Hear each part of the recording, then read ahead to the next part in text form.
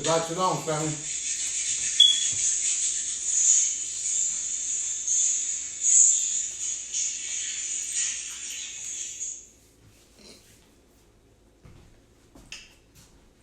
Shabbat shalom.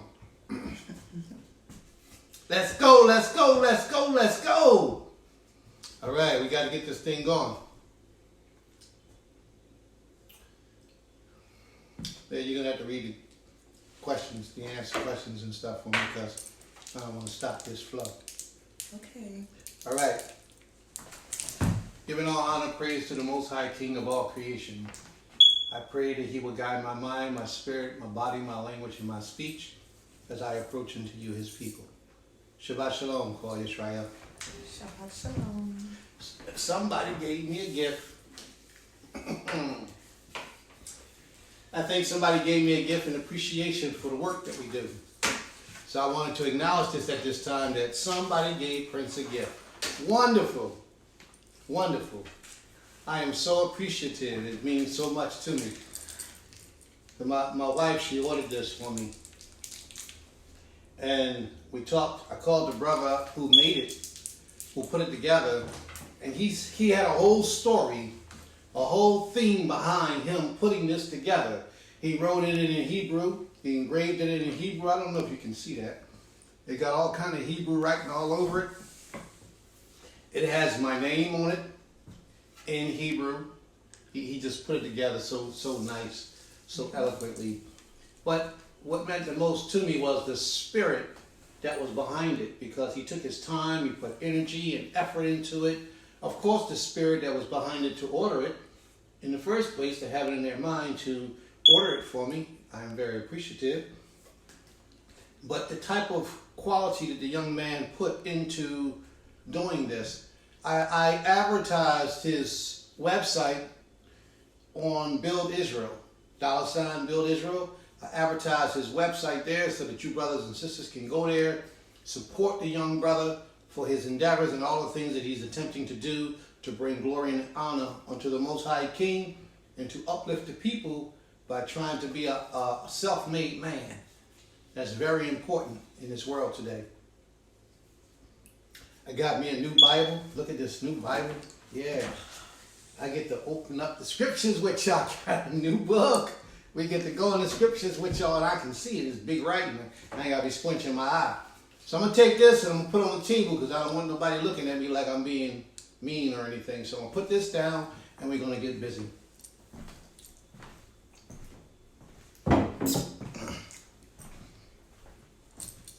Shabbat shalom, family. Shabbat shalom. We're going to get busy, family. So you got the documentation about what today's lesson was going to be about. Today's lesson is going to be about polygamy or polygyny or polyandry. There's a distinct difference between the three. Now, what you have to do, family, is go out and invite some of your friends, some of the people who may have a lot of things that they disagree with this topic or with this subject. Some people who may have, even those who might be in favor and could be practicing it right now, this lesson will be beneficial for them as well. So if you know your friends, your sisters, your brothers who are interested in polygyny, possibly moving in that direction in the future, you can speak to them as well. Invite them in and let them be a part of this, because today we're going to get some information, we're going to get some history, and we're going to set some records straight. I put up a couple of posts in the room all week about love.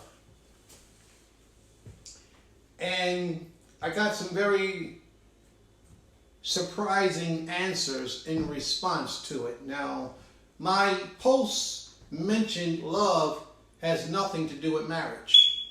And it caused a major controversy. A lot of people believe that in order for you to marry someone, you should first love the person or be in love with the person. And I say neither of those things need to exist in order for you to have a wonderful marriage. We're going to touch on some of that today through the lesson as well. So we're going to get started. If anyone has any questions, You can type your questions in the room.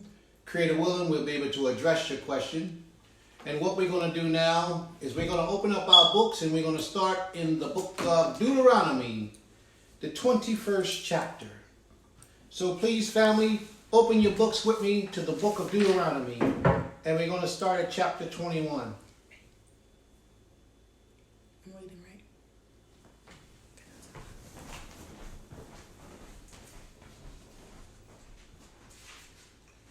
right? Amen. Yes. We talk about it later.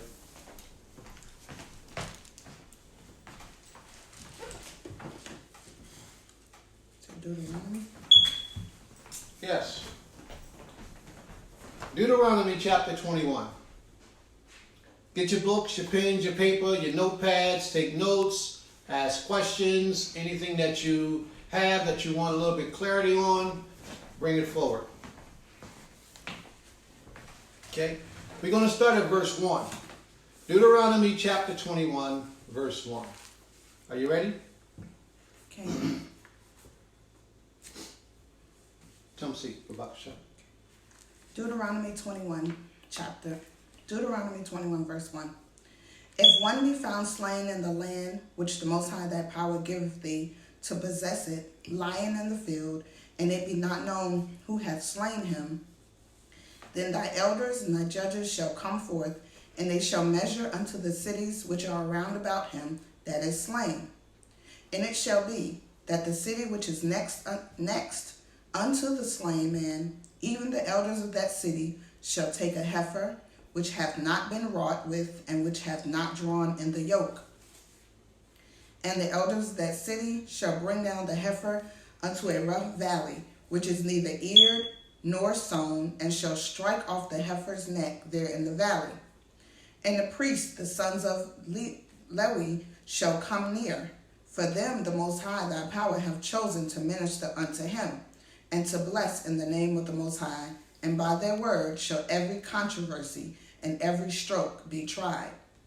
And all the elders of that city that are next unto the slain man shall wash their hands over the heifer that is beheaded in the valley.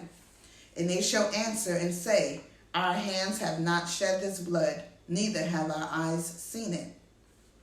Be merciful, O power, unto thy people Yisrael, whom thou hast redeemed, and lay not innocent blood unto thy people of Yisrael's charge, and the blood shall be forgiven them.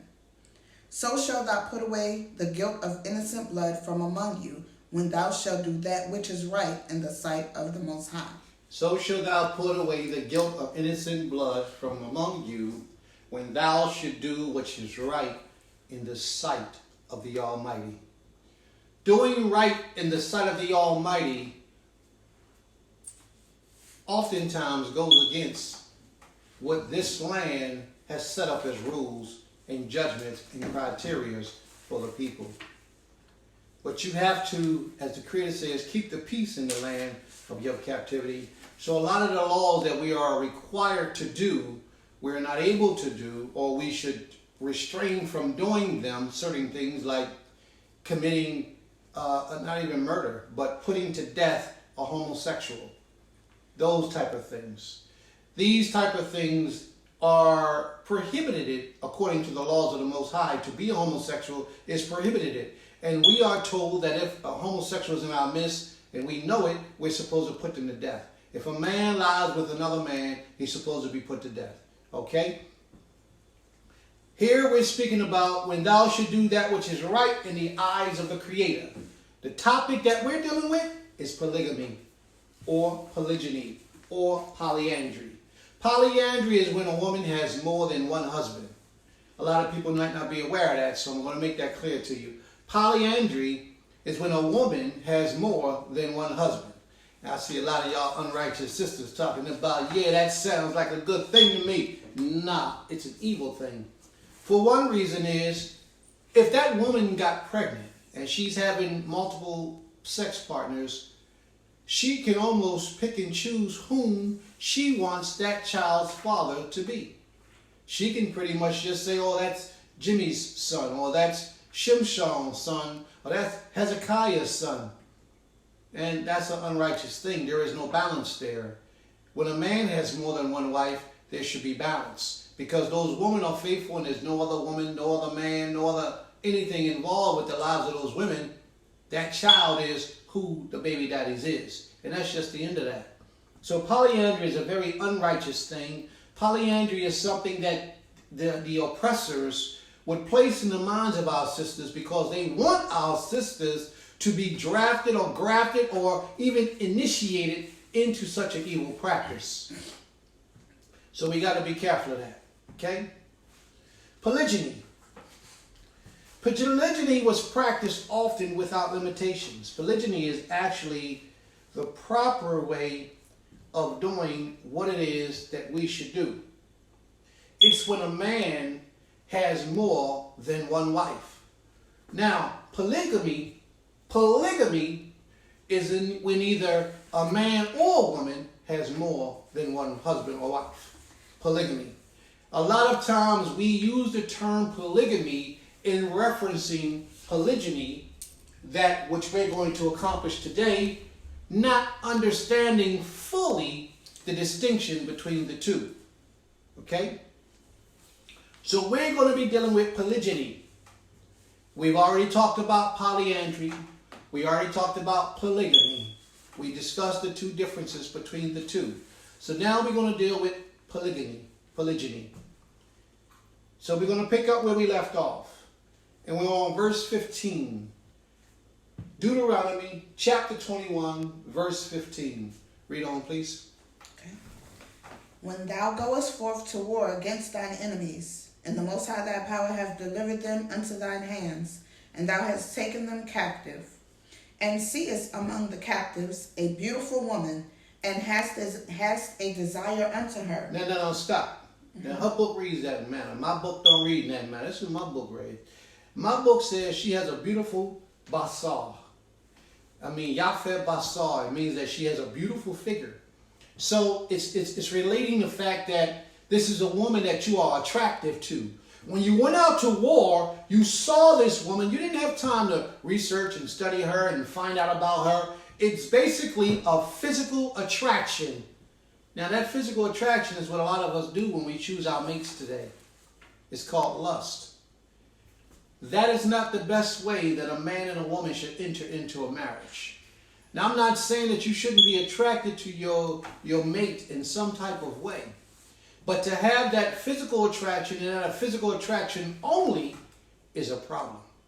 And that would lead to the destruction of that marriage shortly thereafter. Okay? It's not a good thing.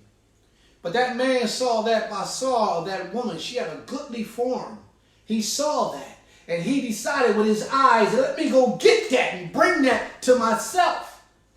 Even in that, the Creator made stipulations in how it was to take place. The difference was that this man went out to war. We conquered that nation. And we took the booty of that nation, which meant all the good things that that nation had that was left over after the war, we took it to ourselves. Now, once we took the booty of that nation, we now owned that woman to a degree. Whatever man that was that took her now owned her to a degree.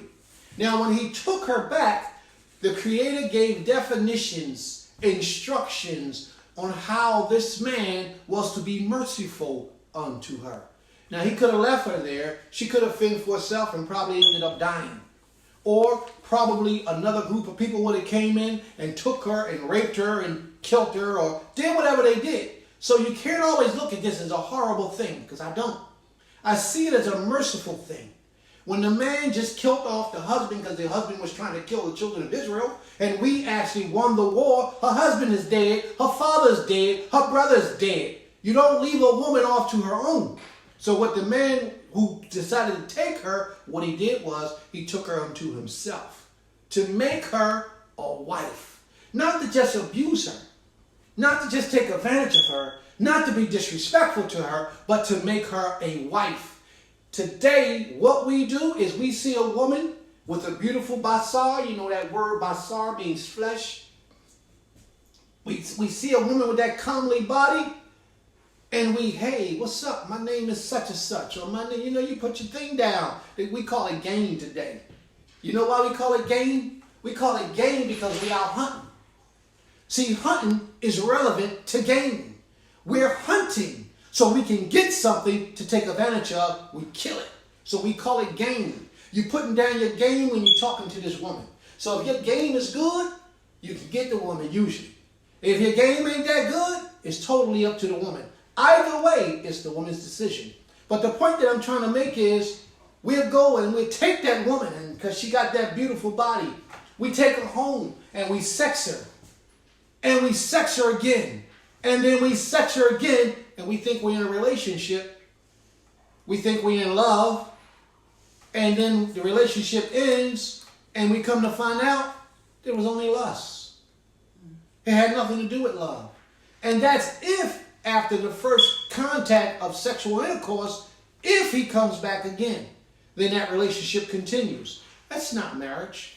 Neither is that a good foundation for a marriage. But with our mind states being as they are, in the sick mind states that we're in, because of the captivity that we've experienced for the last 400 and something years, because of this captivity, the oppressors has dominated our mind state and have taken us further and further away from the ways and the orders of righteousness.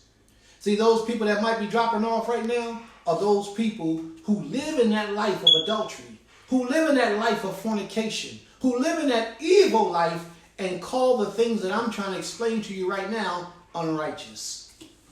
See, there's a distinction between those who decide to serve the Creator when they hear the righteous truth, and there's a distinction between those who have chosen to do whatever they want to do in spite of what the Most High reveals to them. It's a big difference. We have to be careful in how we move and how we operate when we deal with this king. Okay? So we not to go to war and just take this woman and take her home and just have our way with her and then let her go. No. There's something that we are required to do. And it's a way that we are to prepare her mind, because a lot of men, we have to take our time when we cohabit with a woman, and we have to prepare her mind for the relationship. She doesn't know me, I don't know her. That mind preparation for us today, because we've been under the gun for so long, should be at a minimum of 6 months, and it's called courting. Courtship should take place in any relationship before you give yourself to a woman or a man.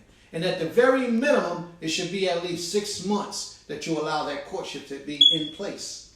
Now, you can take that courtship and you can allow it to be much, much longer. Depends on how you feel about your potential mate. You can allow it to be much, much longer, but I would suggest that you don't do it no less than 6 months. Okay?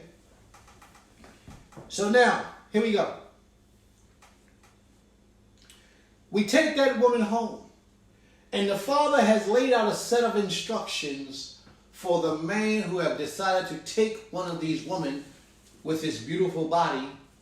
He laid out a set of instructions, and we're going to read what those instructions are. Read on, please. Then thou shalt bring her home to thine house, and she shall... Wait, whoa. What that, read that again? One more? Say it a little bit louder so we can hear that. Then thou shalt bring her home to where? Thine house. You should take her home to your house. Not your mama basement. Not your homie living room. Not to a hotel or a motel. But to your house. Now that scripture is there to show that this man who had a home to take her to was a responsible individual. Mm-hmm. It wasn't just somebody got something to ask you. It wasn't just somebody that's just taking advantage of somebody and we're going to rough it together. No, it wasn't that situation. The Father says that you should take her home to your house. That shows that this man was a responsible individual. And today, family, as we approach this world and we see a woman that we might be interested in, that courtship takes place. And when you decide to take that woman and bring her to yourself, you have to bring her home to your house. That's very important. See, sisters, these are one of the qualities that you look for when a man approaches you saying he would like to be your mate, your husband, your ish, your king, your everything. These are the types of things that you have to be mindful of. You have to watch for these things. He has to be in a situation or a condition where he's able to provide and take care of you per the law. Exodus 21, I believe it is. Exodus 21. And I'm not sure the verse, but it's near the very end of the chapter, that if a man took another wife, providing he had one wife and then he took another wife, if he doesn't do certain things for his first wife, then she can leave free of charge because he didn't keep to the laws of the Almighty. But that's not a scapegoat, family. Let's keep it moving. So he was able to take her home to his house. Now, if he ain't got no house, then he can't do this law, so he shouldn't be looking for no woman. You have to have a place to provide for this woman to reside when you bring a woman into yourself. Now, you can not have a place during your courtship, but once you decide that you're going to take this woman to yourself, you must have a place to provide for her. Not the back seat of a car. Absolutely not. You can have an apartment. You can have a room even if you got a room. But it has to be a place that you provide for your relationship with your wife. Okay? Read on, please. Okay. Then thou shalt bring her home into thine house, and she shall shave her head. Stop right there. You see that, sis? You see that? It says that when you take that captive woman, you bring her into your house. And once you bring her into your house, she's to shave off all of her head, all of her hair. There's a reason why she's to shave off her head. When a woman shaves her head bald, it brings about a certain humility. So he had to take all the arrogance, all the haughtiness, and strip her of those emotions and how she saw things in her mind. So his purpose was to cause her to shave her head, par her nails, to become ugly in a sense, unphysical, attractive physically, so that haughtiness about her would be removed. If that haughtiness is still there with a woman, it's hard to deal with a woman. It's hard to shape a woman. A woman has a form of arrogance when she knows she all that, when she know you digging her, when she knows you. That's why sometimes you got to be careful how you relate to a woman. Because a woman with the wrong spirit will take advantage of a man in righteousness just honestly telling her that I love you. You got to be careful about that. Because a woman would take that, an evil woman could take that and run with it, and after a while, you're wearing the skirt and she's wearing the pants. Because that arrogancy rises up in her spirit. I know we ain't got no women like that in Israel today. I know we don't have none of them women in Israel today. I know. So, But in spite of all that, the simple fact was that the Creator gave us commands. And we are to utilize that command even if we don't take a woman in war. Now, I'm not saying that you have to have her cut her hair. But what I'm saying is women have been through a lot in this culture, in this society, through their lives. And the struggle that they've been in, they've been cheated on, they've been lied to, they've been abused, they've been beat, they've been spit on. For the most part, a lot of gross things have taken place in their lives. And you meet them for the first time. Do you think that they have the mind state that is suitable to be wifed? No, they don't. Most women don't. This is where that courtship comes into play again.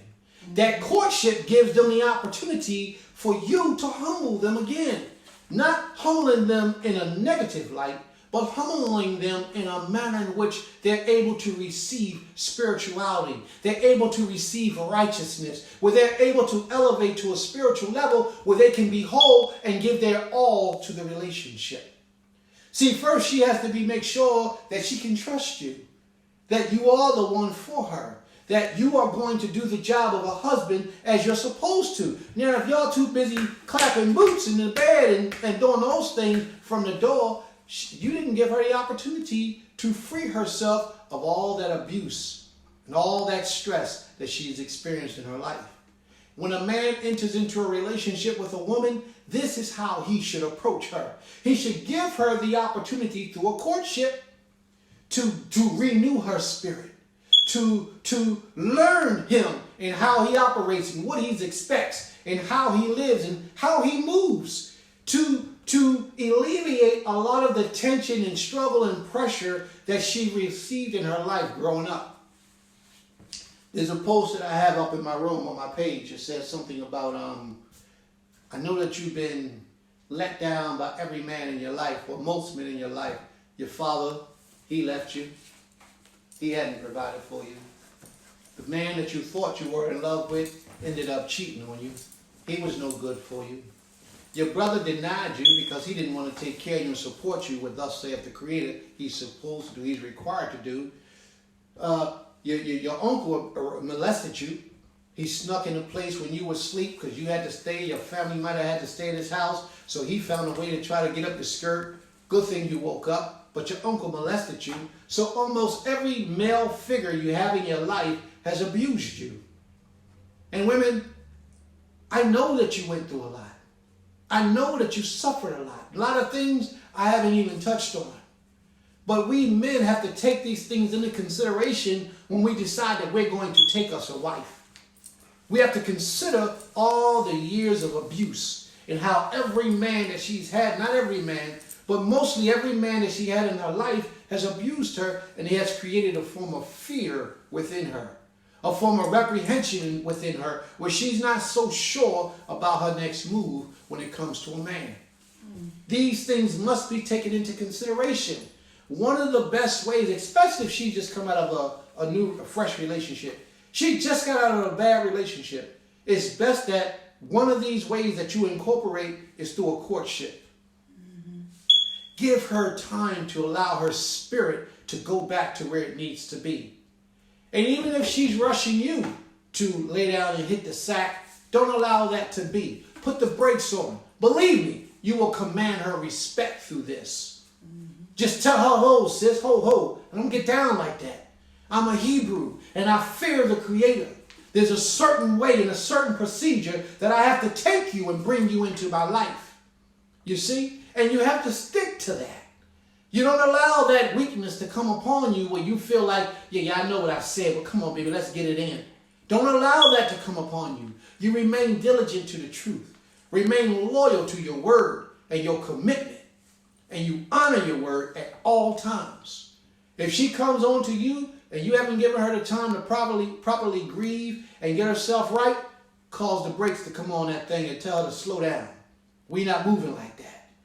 Because when you decide to take a wife, you don't take a wife for a season. You take a wife for a reason. You understand? And that reason that you taking that wife is because she fits your purpose in your life. Not sexual gratification, sexual need. Not that. Don't let that demon control you where you just taking a woman so you can lay down with her and have intercourse with her and procreate. Don't let that demon affect you in that manner. Have a purpose. Have a plan. The Creator says, where there is no vision, the people perish. Well, when a man takes a wife, if he doesn't have a vision for her, that relationship will perish. The same rules apply. You have to have purpose why you're taking this woman onto yourself. And a lot of us, we meet somebody and the only purpose we got is so I can say that I got that I hit that. You know what I mean? That's evil. That's not righteousness. Righteous men don't move in that manner. Okay? So when he take her home, he cut her nails, he cut her hair, and there's something else he had to allow her to do, showing compassion unto her. Read on, please. And she shall put the raiment of her captivity from off her.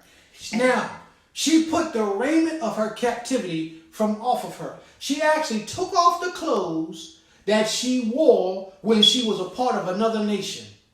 Do you understand what I'm saying, family? She ain't got no money. She comes to you empty-handed because you took her from war. She just shaved off all her hair. She took and cut down all her nails. Now she's taking her clothes and burnt them up, threw them away, got rid of them.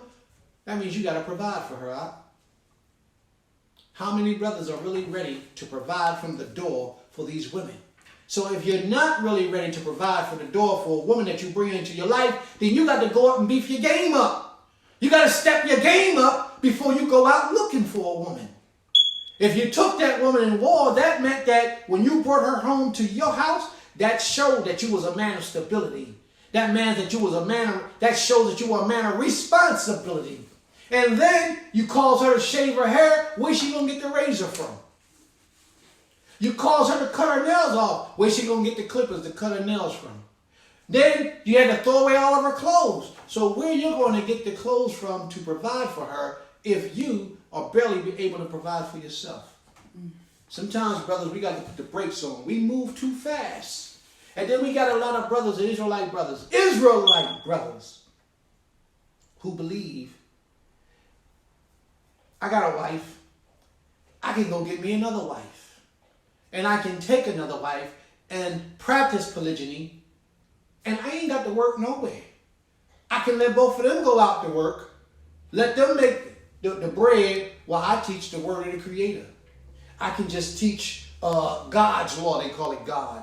I can go teach God's law all day. But every time I see you, you out on the streets. You walk in the streets. You sitting over here with your homies. You know, you're playing video games. You're getting high. And then when the Shabbat day come around, you want to teach. Well, what was you doing the rest of the week that you couldn't work? Why is it that you had to allow your Nashim to become your slaves, because that's what they're doing, and not fulfill the duty of a husband unto them? Why was that so simple for you? A lot of men has this thing wrong. One sister put up a post. She hit me up and she put up a post. She said, Prince, I now understand what polygamy or polygyny is all about. She says, it's a spiritual thing. Absolutely correct. A lot of people came back refuting that because they don't see the spirituality in a man having more than one wife. So we're going to touch on that spirituality today. Okay? Read on, please. Okay. I think somebody have something in there that they wanted to say. Read on, please. And she shall put the raiment of her captivity from her, and she shall remain in thine house, and bewail her father and her mother a full month. Where was she supposed to remain at? In your house. Not in the backseat of your truck. Not in your mama's basement. Not in the garage. You know? But in your house. Now, it don't have to be a house. It could be a room, like I said. It means your dwellings. She has to reside in a place that you provide for her. That Section 8 check that you're getting, and you don't go out there and now, let me make this clear, because I want to make this clear.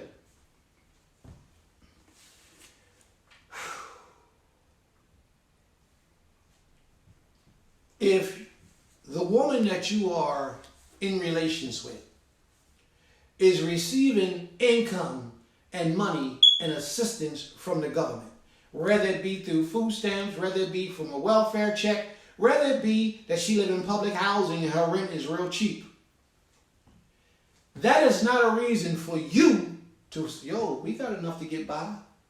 she get her stamps, we cool. The rent is only $35 a month. We get that in child support. She get that from that other dude in child support. You see, that's a bum. Even if her life is as such, it is your job to raise her up and release her from all those things. You don't stop your responsibility. If she's receiving those types of assistance, that don't mean that you don't provide for her a better living. You might buy her a house and let her move in that house and rent that house out and still get that house for free, get some rent, some good. That sounds like someone wicked. No, that's righteousness. Believe me, it's a good thing. You might get that extra income coming in that can help to boost your family up. That's a way of you doing what you do.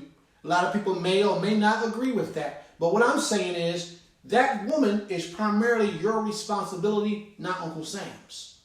Now, if you found a way in your mind, who am I to judge? If you found a way in your mind to provide for your household, to provide for your woman, and still allow those things to take place, but yet they don't make or break you, don't shake or up down, if they don't come, you hurting, then I can't argue with you.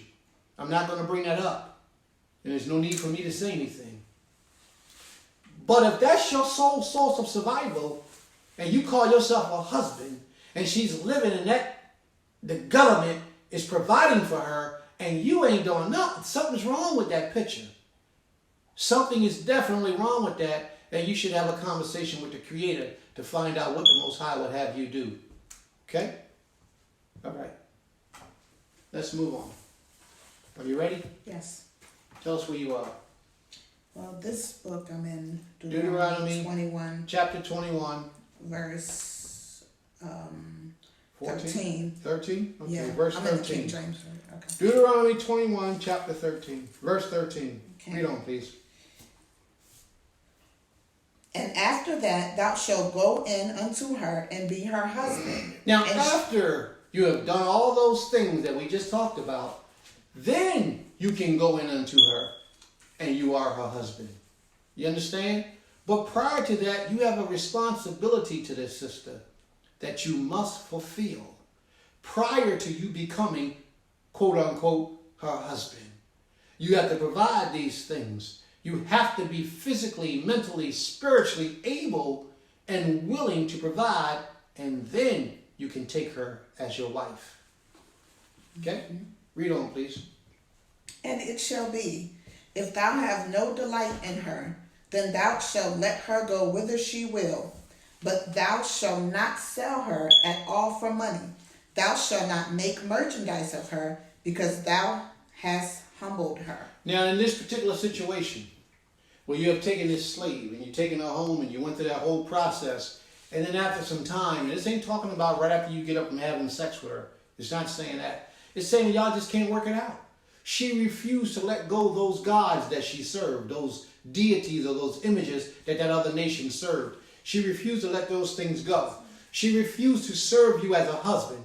She got a big mouth. She's always arguing. She's rebellious. She's stubborn. She doesn't want to do her job as a wife. She don't want to serve the Creator and live herself in a righteous way, in a righteous manner. He's saying after a time frame that you didn't work with that and try to make it work, you can let her go. You can give her a bill and send her out of your house. Now, if you give her a bill and send her out of your house, you cannot sell her. Okay? Because you humbled her, which means you had your way with her. You cannot sell her, but you can allow her to be relieved and redeemed, and she can go be somebody else's wife. Okay?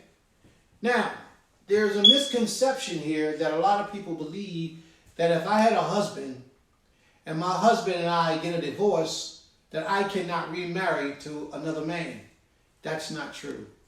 The Most High has let you know in 2 chapters from here, I believe it's chapter 24, Deuteronomy 24, where if your husband gives you a bill, Yes, it's 24. and he lets you out of his house, gives you a bill, you can go and become another man's wife. In Deuteronomy 24, you'll see where that's present. Mm-hmm. So the law, the Creator says you can go and become another man's wife once your first husband gave you a bill. So now, let me deal with this subject because this is another topic that a lot of people have no understanding on. Sisters, as you was coming up as a young woman, and you had laid down and you had intercourse with a man, and you was not in this way, you didn't live according to this way, and you and that man break up, and some years later, that man comes back around and he wants to enter your life again. You are prohibited from lying with that man again. You could never be that man's wife again. You're not supposed to have intercourse with that man ever again.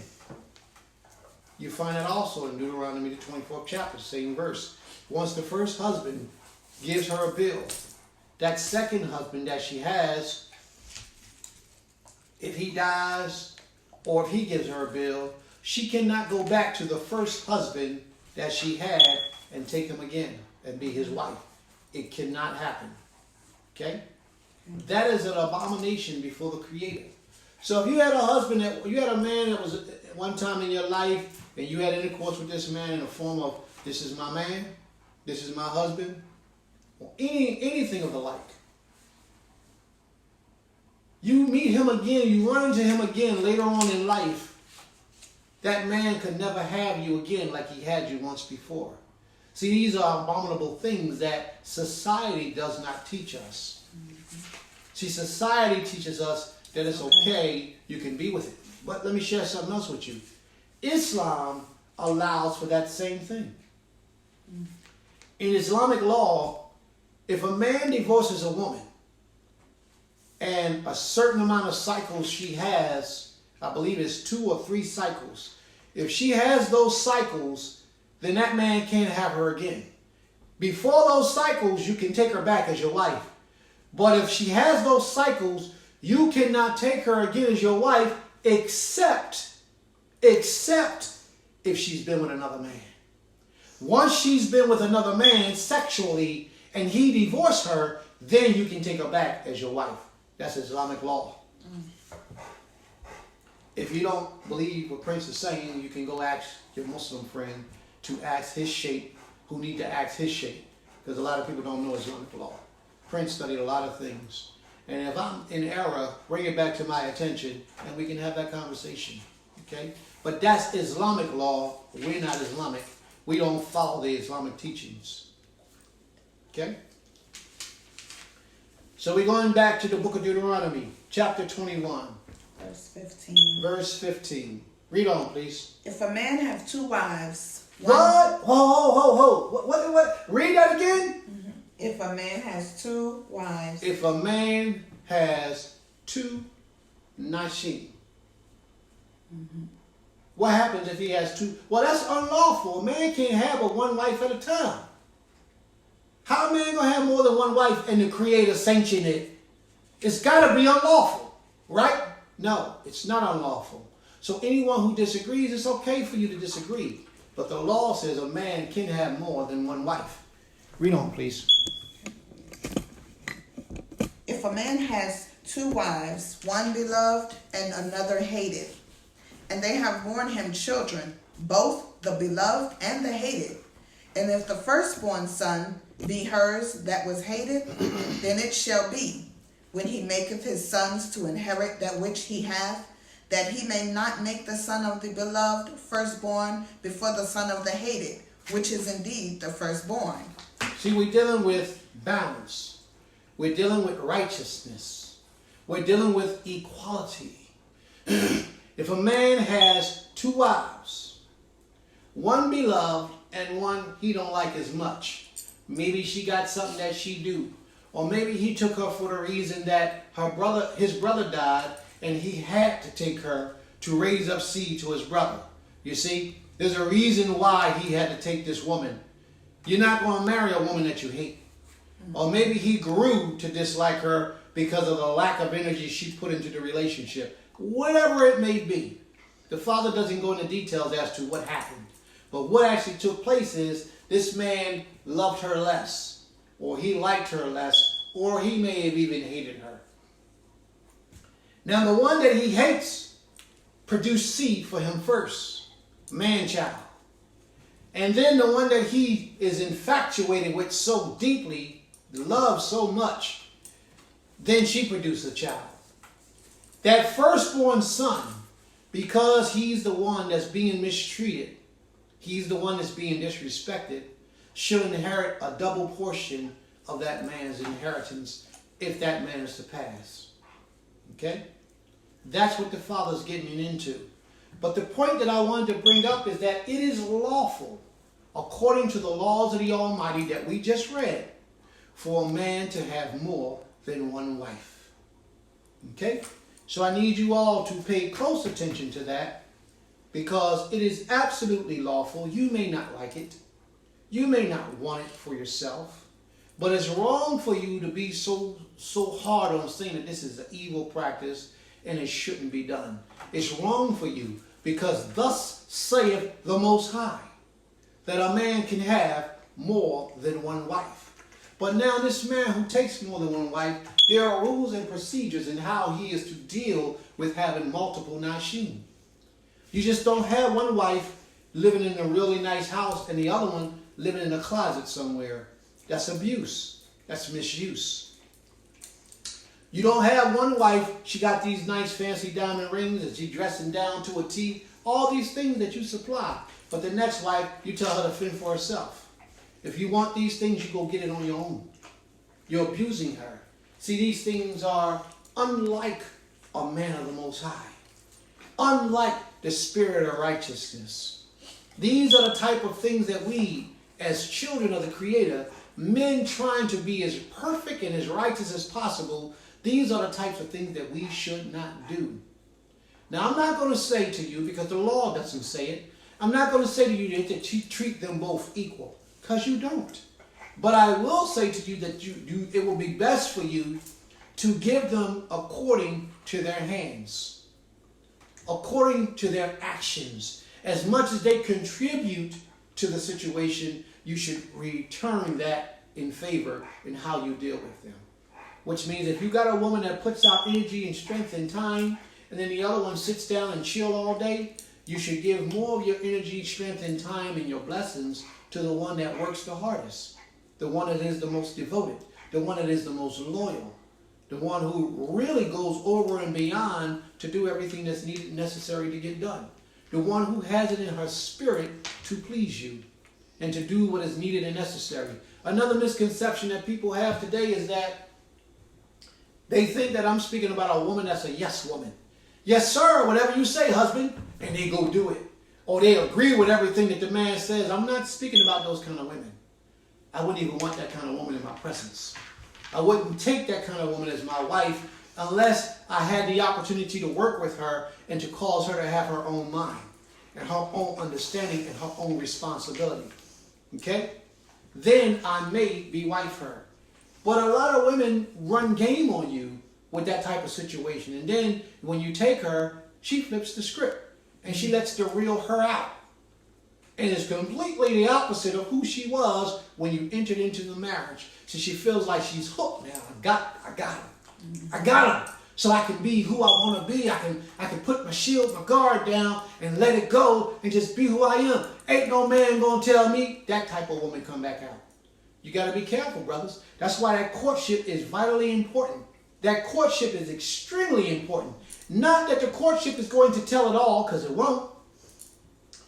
But if you're honest during that courtship, you can see some things. Yeah. And these things that you are exposed to, you have to be at a place where you're not afraid to let her go. And sisters, you have to be at that place too. In your courtship, where you are at a place right now and you see some unseemly things, this man get up here and teach on the Shabbat. Talking about Prince teach every Shabbat. He be talking all that old righteous stuff, acting like he a good man. And then you're in a courtship with him, and behind closed doors, that brother is the complete opposite of who he said and who he presented to be to the world. You have to be in the mind state, sisters, that you're not afraid to get out of that courtship and run and flee from that individual. You understand? This is why courtship is so much important. You have to be in a position where you are ready to go if this man is not ready to be the man that he presents to the world. First of all, sisters, you as an Israelite, you don't deserve anything less than a man who fears, serves, and obeys the Creator to the best of his ability. It doesn't mean that this man has to be perfect. It means that this man has to be walking after the Most High's own mind to the best of his ability. And if you're looking for perfection, then you might have to draw yourself a picture of a man and marry that. Because you're not going to find any perfect man. But what you can find is a man as close to perfection as you can possibly find for the time frame that you will allow for that to be. So sisters, this ain't no one-way situation. But once you lay down with that man, it ain't so easy to get away. That once you lay down and give yourself to that man, if that man becomes mentally, verbally abusive to you, and I'm not speaking about physical abuse where your life is in jeopardy. I'm just talking about he don't treat you no longer the way that you thought he was going to treat you. You're still stuck. This is why it's so important. You can't give that man a bill of divorce and be on your way, but he can give you a bill of divorce and send you on your way. So you got to be careful of the type of man that you marry. You have to be careful, This is the utmost and vitally important. This is why that courtship needs to take place. All right? Are there any questions before we begin? Yes, you do. You have, well, one sister wanted to know if you was going to talk about Goshen. I just told her she can message us or talk about it later. Yeah. And then the last question. I promised her that we would. So please, before we end out this lesson, we must speak about Goshen. Okay. Read on, please. Next question. Well, he said you're getting into it, but how does a woman get out of marriage? A brother asked that question? Yes. Josiah. Yes. Oh, wow. Josiah Ben Yehuda is showing up. Shalom, shalom, my brother. And shalom to all the family that's in the room. I don't have the opportunity to go and read every name. Normally I like to say shalom to everyone as we go down the list. But I want you all to know that this part that we're getting into right now is the most important part of any lesson. And the most important part of any lesson is when the audience or the people in the audience has the opportunity to ask their questions and speak what's in their mind, within their spirits. Okay? There are several ways that a woman can get out of a marriage. A woman can get out of a marriage if the leadership, her leaders, her spiritual leaders, give her leave of that marriage. She is to take her matter to the spiritual leaders. Now let's say the husband almost killed her. He beat her down, knocked her teeth out of her mouth, disfigured her face. She can't get out of that marriage. She has to follow the law. And the law says that you take that husband of yours or that man, that abusive man, to the leadership or to the elders or to the priests in your time. You lay down, you bring him up on charges, you have a formal hearing. And if the man doesn't show up, if he chooses not to show up, or if he does show up, then that leadership can award you a divorce. This is what they call blood for blood, stroke for stroke, strife for strife. And you'll find that in the law of the Almighty, I believe it's in Deuteronomy, the 17th chapter, where the leadership, the elders, the judges, they have the authority, any matter pertaining to the law that's dealing with plea for plea, stroke for stroke, life for life, any of those matters, they are able to judge on those matters. And whatever they say, you must do. And if you don't do it, you can be put to death. Okay? So I believe that's Deuteronomy, the 17th chapter. Somewhere, I think it starts around the 9th verse, I think. Let's go there real quick and see if we're there.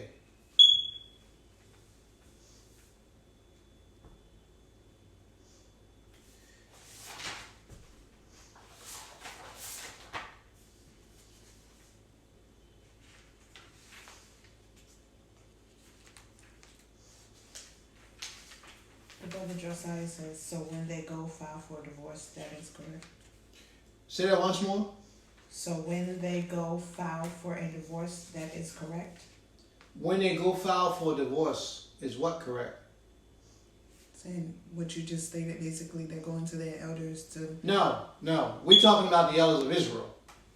We're talking about the elders of Israel. We're not talking about the world, the society. That's a different matter. But we're going to touch on some of that stuff in our lesson today. Okay? I'm not normally wrong when I reference the scripture. Today, if there arises a matter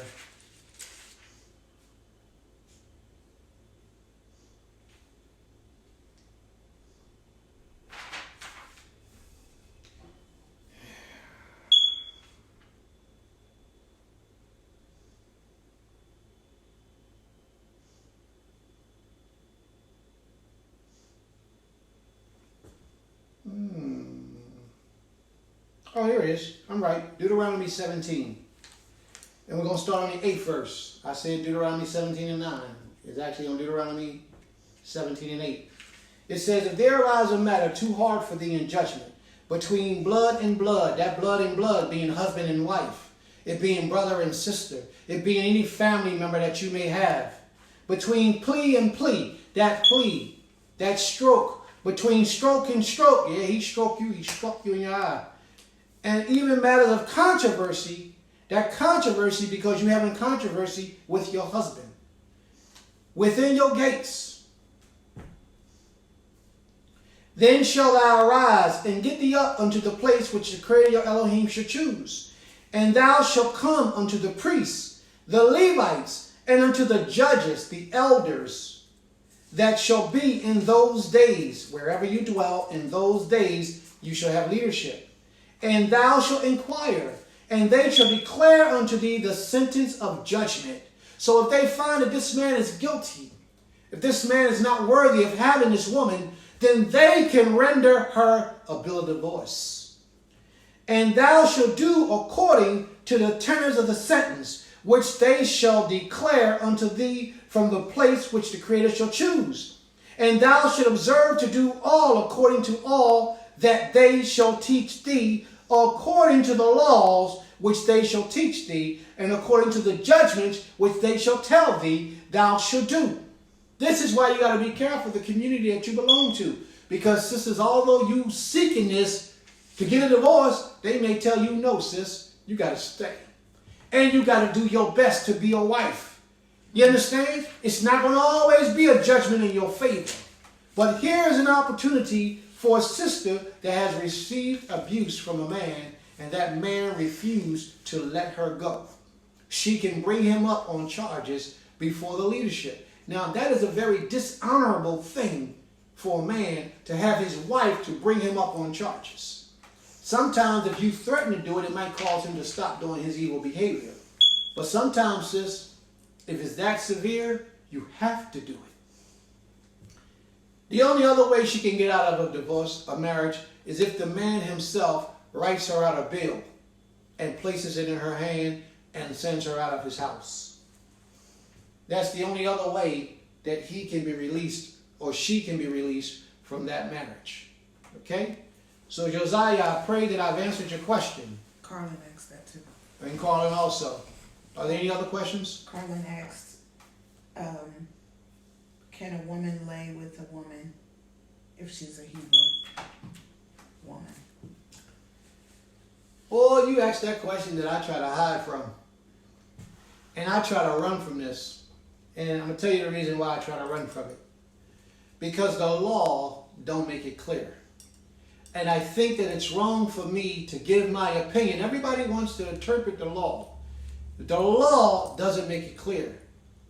The law says that mankind should not lie down with mankind, for it is an abomination. But it actually says zakor, which means male. The male gender, zakor, should not lie down with zakor. So what I'm going to say to you is this. It's best. Now I have to give you my opinion in this matter. I cannot tell you the law because the law doesn't say what it is that you're asking specifically with an answer. So my answer would be my opinion to the matter that it's best that you do not do it. In my opinion, it's best that no woman lies down with another woman. First of all, there's no recreation. You can't reproduce. You can't recreate. And most women today have taken it on a level where they alleviate the man from the situation and they cohabit with another woman. That's not the proper ways of, and that's in my lesson also. That's not the proper way to rear up a child healthy in wisdom and in righteousness. So it is my opinion that it will be best, and I'm not saying that it's unlawful. I'm not saying that to you, so I'm not saying that's a sin. But what I'm saying that it will be best if a woman only lies with her husband. Period. If the man is not a husband, your husband, don't lie with him. If it's a female, don't lie with him. Separate yourself from those evils and get evil out of the midst of Israel. I have to be honest with you, and I have to put it to you in a way in which the law says it is. It says zakar. Zakar doesn't include nikeva. And nikeva is feminine or a female. Zakar is a masculine, which means a man should not lie with Zakar. They translate it as mankind, but that's not what it says in Hebrew. Okay? So I just have to tell you what the law says, but let me make this clear now. And I need to say this. If you are married to a man who has multiple nashim, then I can't step in your house and say that that man is in violation for requesting such a thing from you. And I'm not going to be standing in a place of superiority over your husband. Now, if you feel that this thing is not right, then I would suggest that you stay away from it, if that's a requirement of your husband. But if your husband is at any level of righteousness, where he has any form of wisdom within himself, he will not make this thing mandatory for you to do. He will not require this of you to do. If this is a man who truly seeks and searches after the Most High's best mind for life, for mankind, for his family, then this thing will not be a requirement of his for you as his wife. And if it is, then, you know, sisters, that's something that you have to take before the Almighty. And you have to ask the Almighty for instructions. May the Most High be with you on that. Antonia says, when the Most High addresses male on earth, that automatically addresses the women also? Sometimes. Yeah. When he says, Benai Israel, sons of Israel, yes, that's addressing the women as well. And I'm going to give you the elaboration, the breakdown on that. In Hebrew grammar, called Dik Duk, in Hebrew grammar, if you got a room full of women, then you address them in a feminine term. Okay? Nikeva, or Nashim. If you have one man present in the midst of 1 million women, then you have to address that audience in the masculine term. Okay? So, being as though the Most High is talking to both men and women, he addresses us, the nation of Israel, in the masculine term. For that rule and that rule alone. So he says, children of Israel, speak unto the house of Israel, to the children of Israel. That's what he's speaking about. That's why he used those terms. It's called Dik Duk. Okay, that's it. It's another question, man. That's another question. Okay. Okay, family, do you have any other questions? If not, we're going to move on to the second portion of our lesson, dealing with the polygyny. Are there any other questions? Okay. All right, let's move forward. Those were some wonderful questions today. You guys really challenged me. And I pray that I've done the Most High's will and delivered unto you the answers to those questions with 100% accuracy according to his truth and not according to my own mind. I try to stay far away from my own thoughts, my own imagination, and my own minds. And if most of us will begin to do that, it will be better for us as a people. Polygyny. Can you read that writing? Yes. Okay, you can read on, please. Polygyny. It's a noun. Polygamy in which a man has more than one wife. Okay, I think you might be reading something different. I want you to start at the top. Oh, at the very top? Yeah. Okay. Polygyny. Polygyny was practiced, often without limitations, in almost all cultures. Various religions approved of it and practiced it before and after Islam. Several of the prophets mentioned in the Torah and the Bible had more than one wife. Today, it is being secretly practiced by at least 30,000 middle-class Mormons in the USA. Now, it's not just being practiced by Mormons. It's also being practiced in everyday life, and they call it a side chick. They call it, the legal term of a side chick is called a mistress. And a lot of women who think that they're in a monogamous relationship are really in a plural relationship. Yeah. It's just that the man doesn't bring it to your attention. Mm-hmm. Or he's so good at hiding what he do, and you so docile, you're not able to detect that this man is being deceitful. Mm-hmm. Read on, please. Okay. You have a question, but I'm going to Yes, go first. go with the question first. Okay, the question is from Sister Ashira. Is it okay for a woman to approach a man she wants to marry? If she don't, she may not never marry him. Let me say this to you, sis.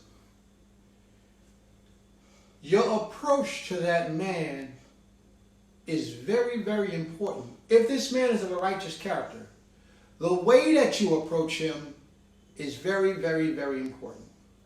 There's nothing wrong with a woman approaching a man if she seeks him in marriage, if she would like to be married to him. But it's how she does it that makes it either acceptable or unacceptable.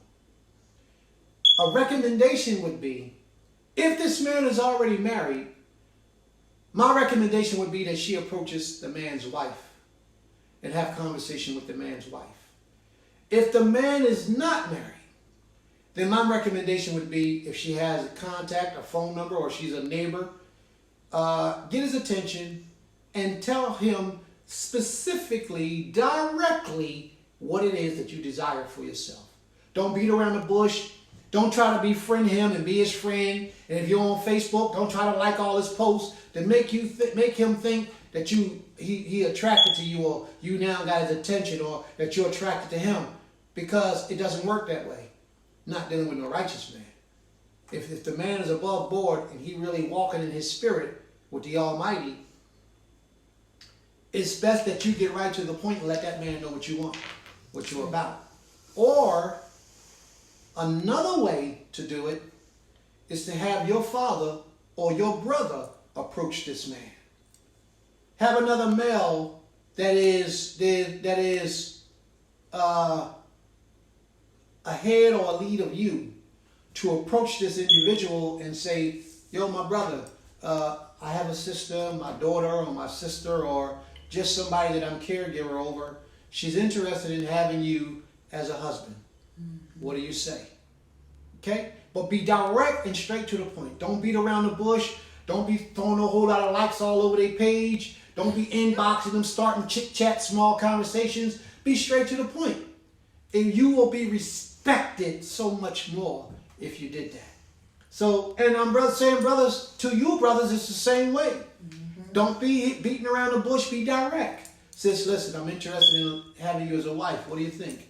Think we might can do something, work that out, or we can start courtship, or, be direct and to the point. That's the best way to approach it. I pray that I've answered your question, sis. There's another question? No, that's not another question. But I wanted to correct. I said her name wrong. Her name is Asiya. Asiya. Okay. Yes. Colin had something to say? Carlin, he just said the Creator said men must obey his women and women must obey her husband. Okay. Sister CS says, should we go on dating sites? No, absolutely not. Absolutely not. Stay away from the dating sites. Dating sites are dangerous, poisonous, and destructive. Now, if you're really looking for a man, okay, and you really want you a good man, the best man that you can possibly get, excuse me, what you should first do is separate yourself from all men and all desires of having a man. I know it sounds strange, but it's a fact. Cleanse your spirit. Your energy needs to be renewed. Cleanse your spirit. Get into the Almighty, greater than you've ever done. Show him that you are worthy of a king. And the Most High will give you your desires. You have to cleanse yourself up mentally, physically, emotionally, spiritually. You have to cleanse yourself up. And the Most High knows your desires. And he will reward you with what it is that you seek. But you have to be right. So you don't want to just get somebody for the moment. You want somebody that's going to last for a lifetime. That's part of the problem that we have. We have, in the Hebrew community, so many divorces. The divorce rate is high. It's an abomination. You have to get yourself right. Although you already think you're right, I'm telling you, you're not right. Chances are you're not right.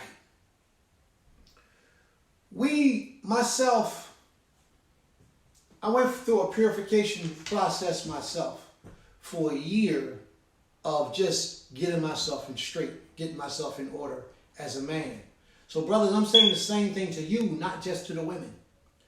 Spiritually cleanse yourself because you are polluted and you don't know why, you don't know what it is.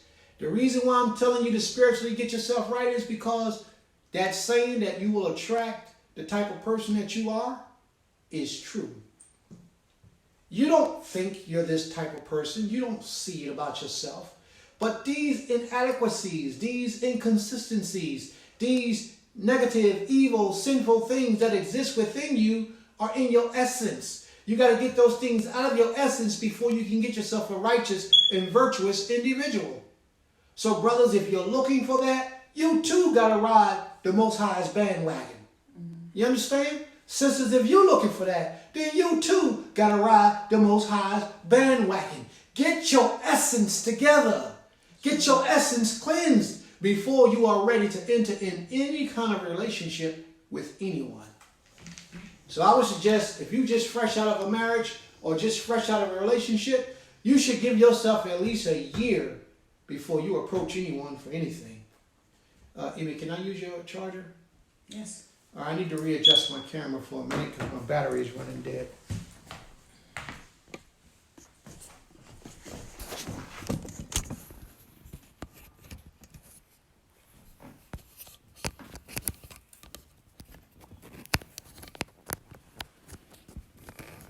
All right, move it over. Move it over. All right. Is it charged? I don't know. I didn't hear it click. But, oh, you heard it click? Okay. So if it comes up again, then I'll deal with it again. All right, family.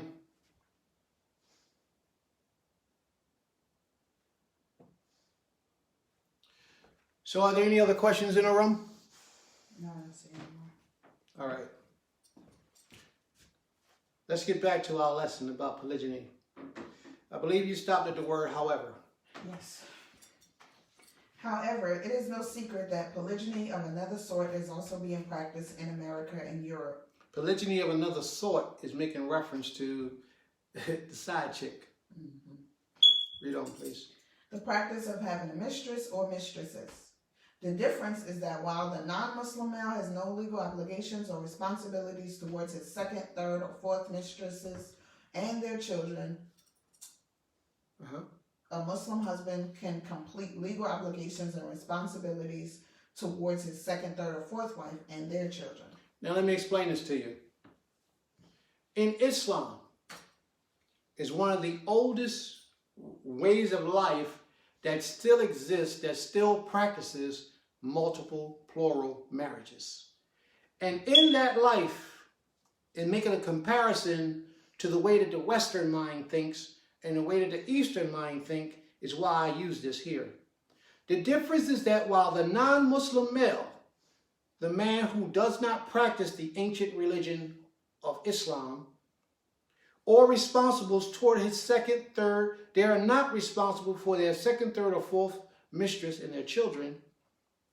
The ancient customs or traditions hold true that when a man has more than one wife, that yes, he is responsible for those children, for that seed. And we must hold fast to that, fam. We must hold fast to that. If a man has himself in a situation where he has multiple nashim, he has to take on that family in completeness, which means those children now become his children. That wife, her needs now become his needs, or his responsibility to supply for her. Are there any questions? No. Tonya, it's good? Yeah. All right, let's read on, please. Any Hebrew man striving to have multiple nashim should be in a financial position to be able to afford it. And if he's not in a financial position to be able to afford it, he should not be considering having at least one Isha if he's not in a position to actually take on that financial responsibility. Read on, please. Okay. Poly. The definition of poly is a combining form, means many or much. Now, the word poly means many or much. Gami means wife. So polygamy or polygyny actually means multiple women. It doesn't mean multiple wives. Multiple husbands. It means multiple women. It doesn't mean multiple girlfriends. It means multiple women. Women in Hebrew is wife. Read on, please. Polygyny. It's a noun. Polygamy in which a man has more than one wife, compared with polyandry. Polyandry is when a woman has more than one husband. Read on. Polygamy. The practice or custom of having more than one wife or husband at the same time. Polygynous. Polygamous. Origin, late 16th century. It's the practice of, it says often marrying, or one who has. Where are you reading? Wait, often marrying. Are you on page 2? Yes. Polygamous. Polygynous. At the top? Mm-hmm. Yours says often marriage? Often marrying. Mine says original late 18th Yeah, century. I didn't hear that. Mm-hmm. I apologize. Read on. The natural innate cultural, read that? Yeah. The natural innate cultural unconscious behavior of the Aboriginal man to the planet Earth has been altered with ideals and concepts of Western thought. Now stop there for a minute.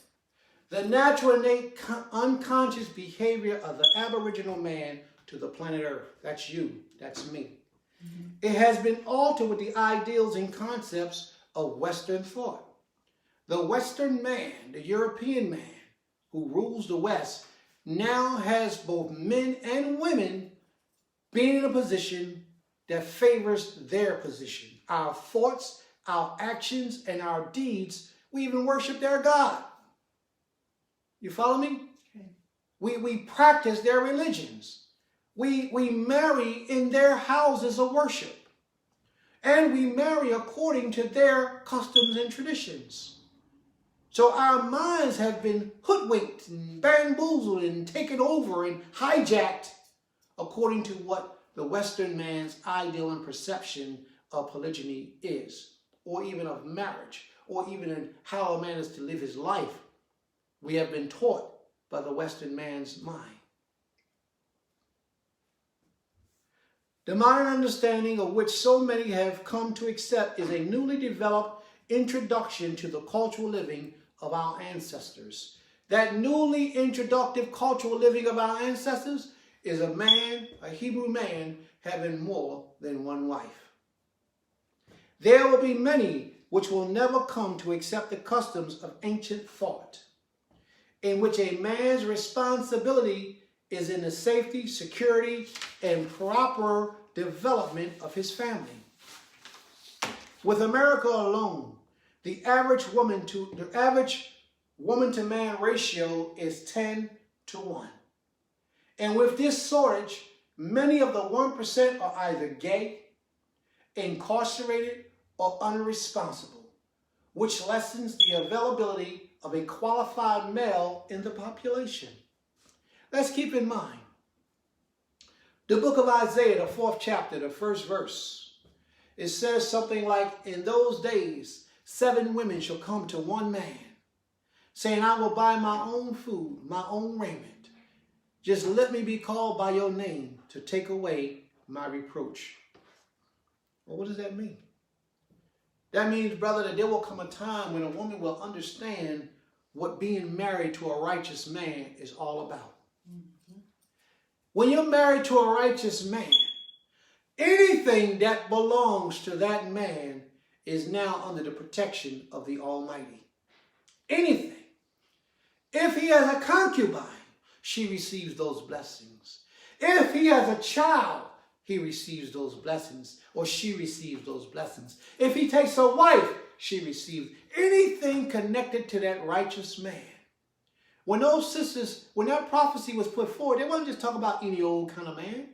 It had to be a righteous man that is going to remove her reproach, her evil, her negative, whatever she may have done, her shame, whatever she may have done. Notice that that chapter comes right after the chapter that says about the haughtiness of the children of Israel, the women of Israel. How the Most High was going to curse them and call baldness upon their head, because when they walk with a tinkering like they think they all that. You know what I mean? That chapter comes right after that, when the Most High began to punish them and to curse them. Now they're humbled. They've been humbled. And that humility didn't come just because one day she woke up and said, I'm going to grab me a righteous man. No. That humility came because the Most High beat her rear end. He spanked her. But now what happens, family, is that a lot of our sisters, we so far into this, we don't even realize we're being spanked. Because we're looking at this with the Western mindset. The Most High causes baldness upon your head. What you do? You're going to say, forget you, Most High. I'm going to go get a weave. You shouldn't get no weave. Accept your punishment, sisters. That's the only way you're going to be redeemed from the Almighty, is to accept your punishment and repent. If he calls baldness upon your head and a stink and a fat stomach as a curse, and you know it's a curse, you don't believe me? Read the book of Isaiah, the 3rd chapter. The Most High did these things to our sisters as a curse because of their haughtiness, their arrogance. I don't need no man. I don't want no man. These types of attitudes. Well, I'm not going to serve the Creator. I'm going to worship whoever it is that they worship. These are the reasons why the Most High brought the curse. Now that the curse is upon you, you have to acknowledge that the curse is upon you, but you have to do that by showing resentment toward the evils that you've done. Asking the Most High for mercy. Changing your behavior and living a lifestyle that the Father will be pleased with. Remember I told you to go on that fast for like a year and get yourself mentally, physically, spiritually ready to be able to receive a righteous man? That's those sisters who did that, or speaking about those 7 women, they already went through that process. And that's how they know to find themselves a righteous man. Not just any man, but a righteous man. A man who really walks after the ways of the Almighty. Listen, Prince don't stand up here to be your friend, to make you feel good when I teach these lessons. I share these lessons with you because I care about you and I want you to do what's right in the eyes of the Almighty. Everybody ain't going to tell you your dirt, your truth. They're not going to tell you those things. They're going to tell you things because they want a big following, a big guy. I don't care about none of that. I done walked that road already. I'm more worried about your soul. I'm more worried about your future and how you're going to live.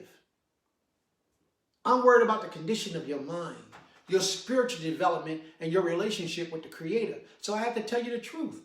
If you reject me because I tell you the truth, then that's on you. But I've washed my hands.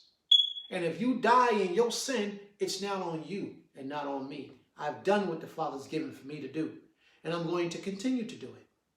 Therefore, I need to read the rest of this lesson and continue to teach you that you have to get yourself ready mentally, physically, and spiritually to receive the Almighty. You have to. And a lot of you feel like you already got the Almighty. Maybe you do. Maybe you don't. But you must get yourself right.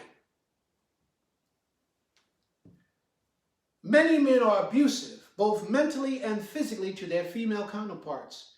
And with all the above parameters in place, it has contributed to females turning to females for their sexual pleasures and comforts. But these situations, we all lose. Now see, I explained this. That question comes up about a woman laying with a woman. In these situations, when a woman cohabits with another woman, we all lose. For the woman on woman relationship cannot reproduce. And truly, that healthy lifestyle is truly not a healthy lifestyle, especially when it comes to child rearing, when it comes to children being raised in a household with 2 women raising a child that type of wickedness shouldn't be. You understand? If the few available qualified males will help serve underprivileged single women all at once by being a father to the children, a husband to the women, and it will greatly lessen the need for homosexual behavior within the female population. And it will also strengthen the family structure, which is greatly needed throughout America. We could solve this issue overnight if more of our women and more of our men became polygamous. It will kill down on a lot of the issues that we have today in our culture with our people. But sisters, you just can't get any kind of man just for the sake of having a man. You have to get a man that fears the Creator to the best of his ability. And again, I'm not saying a perfect man. He might not look the way that you have your ideal man looking. He might not walk the way that you have your ideal man walking. He may not be built the way that you have in your mind of your ideal man. But if that spirit is right, if his essence is geared toward the Almighty, and if he's going to be fair and true and kind to you, respectful, and he has balance in his life and provide for you, sis, there is no way that you should choose anything less than that over that. That type of man is a man that you tie yourself to and you receive the blessings of the Almighty in your life like you never had. So sisters, you got to be careful when you choose to tie yourself to a man. First of all, we clarified today that polygyny is totally acceptable in the eyes of the Creator. We clarified that without a shadow of a doubt. But there's ways that you are to consistently move in the direction of consistency of polygyny. We've cleared that up earlier in the lesson about the requirements that the man is required to have and the procedures that he should take and that she should take and different rules and situations that need to be in place. We've cleared all these things up. Many men have attempted to adopt a polygamous lifestyle, a polygyny lifestyle. Most usually are ended within the first 2 years. The relationships fail because they enter into the relationship on false pretenses, false grounds. We enter into those relationships acting like a nigga. Acting like a nigga. And what I mean by a nigga, someone who is ignorant of the righteous path. If they are ignorant of the righteous path, then they are acting like niggas. So it's my job to inform and instruct you of the righteous path. And if you listen to this lesson with any sincerity and intensity, you've heard that righteous path, a portion of that righteous path. So most of these relationships that you, oh man, it's lust. I want you to be my wife, and you go about it the wrong way. What happens is they usually end up losing. The relationship usually end up lasting for maybe a season, 2 years maybe at the most, but it's over. Many men are not responsible enough to command their homes. And with all real respect coming from the involved family members, and without the support and respect from the members involved, there will be no marriage. Man and woman just staying together under one roof does not constitute a marriage. There must be organization. There must be structure. There must be trust. There must be respect. There must be harmony. And most importantly, there must be a spiritual connection. Without that spiritual connection, we have nothing. You can't worship the Creator and your husband worship that other deity over there, whoever it might be. Mm-hmm. Or men, you can't worship the Creator and your wife still eating pork chops and applesauce because it's a favorite dish. She didn't want to let it go. You can't worship the Creator, men, and your wife is going to church every Sunday. We have a lot of elders that I know personally who have allowed this type of behavior to be in their lives. Some of them I have witnessed with my own eyes that when they passed away, their wife gave them a Christian funeral. Set the house of Israel on fire. Was nothing we can do about it. Because he was living with her. They go through their little troublesome times, but he didn't divorce her in those situations. And in that situation, I can say at least 1 to 2 that I can speak of, their wife gave them Christian funerals because they have no honor or respect toward this way of life. So brothers, you can't be married to a woman and she doesn't worship the Creator as you do. Now, that doesn't mean that she has to be as entrenched as you are. Because by law, truthfully, in righteousness, man, you should far exceed your woman in righteousness. You should. But what's happening is women are far exceeding the men in righteousness. And it's embarrassing. Some women speak more Hebrew. Some women are more kind to others. Some women make sure they make their prayers. Some women make sure they got their fringes on. They conduct their behavior in a manner in the public and in private that is more of the Most High than their husbands. Brothers, we got to step our game up because we are the leaders of this nation. And we are to command righteousness, respect and honor and loyalty from our family members because of the way that we show those things to the Creator. That's our strength. And when we start getting short and falling short of our respect to the Most High King, our family members see this. They know this. They acknowledge this. We have to step our game up, brothers. We do. A man which houses within himself in today's world a quality of leadership to some degree will most oftentimes be successful in a multiple marriage situation, provided that the woman involved are of a quality mind, which also must be taught to the Western mind possessing our women in America today. Most of the women in America today, their minds are not in the direction of really working in a polygynous relationship. Many will say, I will do it. But once they're involved, they start thinking, well, I could steal him from her. He don't really love her like that. She ain't got nothing on me. So, they work out like they start off like they friends, but then that little demon rise up inside of them from that Western mind. Well, I'm going to get him to divorce her. I'm going to steal. That's not righteousness, sis. If you enter into a relationship knowing that that man has an Isha and you accept that, then your job and your responsibility is to build a relationship with that sister so that y'all are truly sisters in love with each other. Y'all love might exceed the love y'all have for that man if you do it right. See, because we men, we don't really require love from these women. You don't really need love. You need respect, you need loyalty, you need honor. And if they're getting down in those situations, you're usually cool with your wife. The wife is the one who requires this emotional, soft thing called love. We show love in a different manner.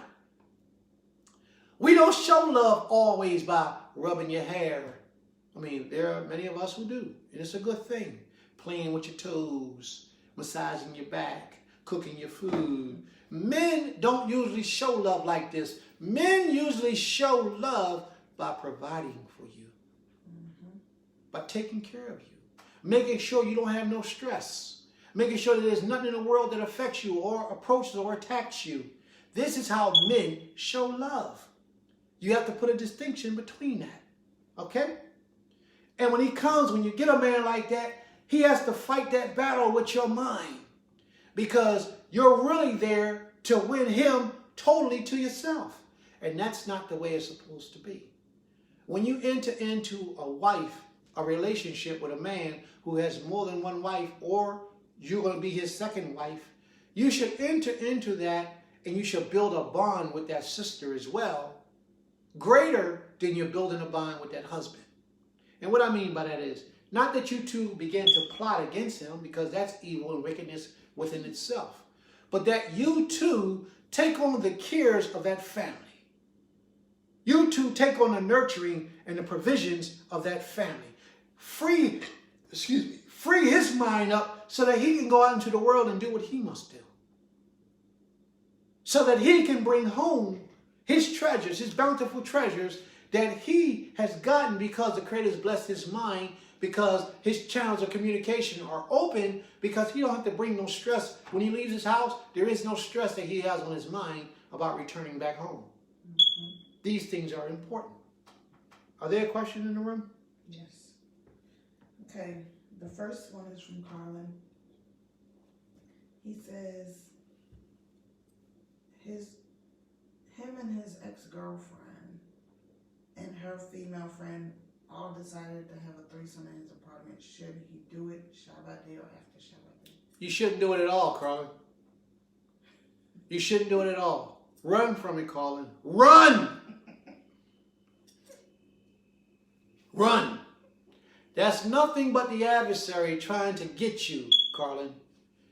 You're on this path right now, Carlin, where you're trying to get tight with the Almighty, with the Creator. Separate, man, if I was you, I would delete that girl's number from my phone and tell her don't call me ever again. Get yourself right with the Almighty, Carlin. Allow the Most High Spirit to consume you totally. Don't even think. And if any woman bring that type of situation to you, release her from your presence. Dismiss her. She needs to go. It's just that simple. If she's about that, she couldn't even be a good wife to you. You gave her a bill, you divorced her. Let her go and keep her going. Don't enter into that realm. Let that demon get out of your life and let it run for good. Is there another question? Yes. Angelica says, why aren't more of us considering celibacy? That way we can give ourselves completely to the Most High. You have a couple more questions after Well, Angelica, that's exactly what this lesson is teaching. That's exactly what this lesson is teaching, celibacy. To prepare yourself for the Most High, for your future relationship. But during that celibate time, you are allowing the Most High Spirit or vibration to enter you and to consume you, that you are a better vessel for anyone that the Most High brings to you in your life. Questions? Yes. Sister Asiya says, if a man and woman cohabitate, is that considered a marriage? And if not, was a marriage license a pagan concept? A marriage license is not a pagan concept. I won't accept that one. In Hebrew culture, we have what we call a ketubah. That's an agreement of marriage. That's a marriage contract, a ketubah. If a man and a woman cohabits together, which means they live in the same household, by my definition, if they're having sex, he's providing for you, that's your husband, period. And if you were to try to be my wife and you live with another man, I wouldn't touch you. Because in my mind, I would see that as a marriage. Okay? So no single woman in Israel should be living in the household of any man that she's not married to, not her father, or some type of relative in some kind of way taking care of her and providing for her. Shouldn't be. Okay? Especially if you're having intercourse with this man, you belong to that man. It's just that simple. Another question? Brother Josiah says, how does a man cheat on his wife? A man can cheat on his wife by having sex with another woman that belongs to another man. That's how a man can cheat on his wife, by committing adultery. And in order for a man to commit adultery, he has to have sex with a woman that's married to another man. That's how a man can cheat on his wife. But now let me deal with something real deep, my brother. Because most people will take that and run with it. See, Prince said, Prince gonna say it for you so you understand. You shouldn't have sex with any woman unless you have wifed her, unless she's your wife. Other than that, you shouldn't have sex with any other woman. Keep it raw, keep it right, keep it clean, and keep it holy. You should not lie down with any woman except she's your wife. Just that simple. Okay? Any other questions? No, but your Bain Karutz says shalom. Shalom, shalom, babe. All right.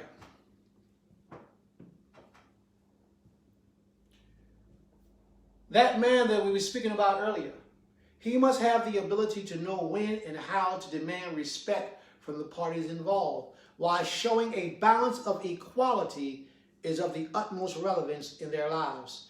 A healthy lifestyle and a harmonious union between them all must be maintained always. Is there a question? A foolish and unwise man rules his home. Now I said a foolish and unwise man. I was once that foolish man. And this is why when I prepared this lesson, I was able to prepare it with so much wisdom and accuracy, because I was guilty of many of the things that we've discussed today. A foolish and unwise man rules his home by brute force and not with the vital, relevant tools needed to be successful in a polygynous lifestyle. A wise and intelligent man will possess the ability to rule his home in meekness and a silent force, but yet respectful to all, knowing the proper ingredients to add in the mixture of the union. The only way that you can know this is that you incorporate the Most High Spirit within you. Mm-hmm. That's the only way that you can know this. Question? No questions. You said you had a question, no? Is it a mistake? Okay. Freedom. Now, you know, family, this is going to address the question that Josiah asked a little earlier. Freedom. It is true that a man, if the woman wants a divorce, you don't give it to her, you don't have to.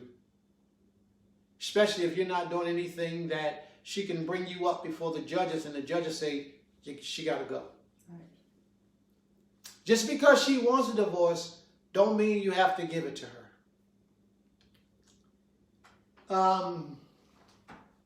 If you give her a bill, you best be prepared for her to have another husband. Mm-hmm. You best be prepared for that.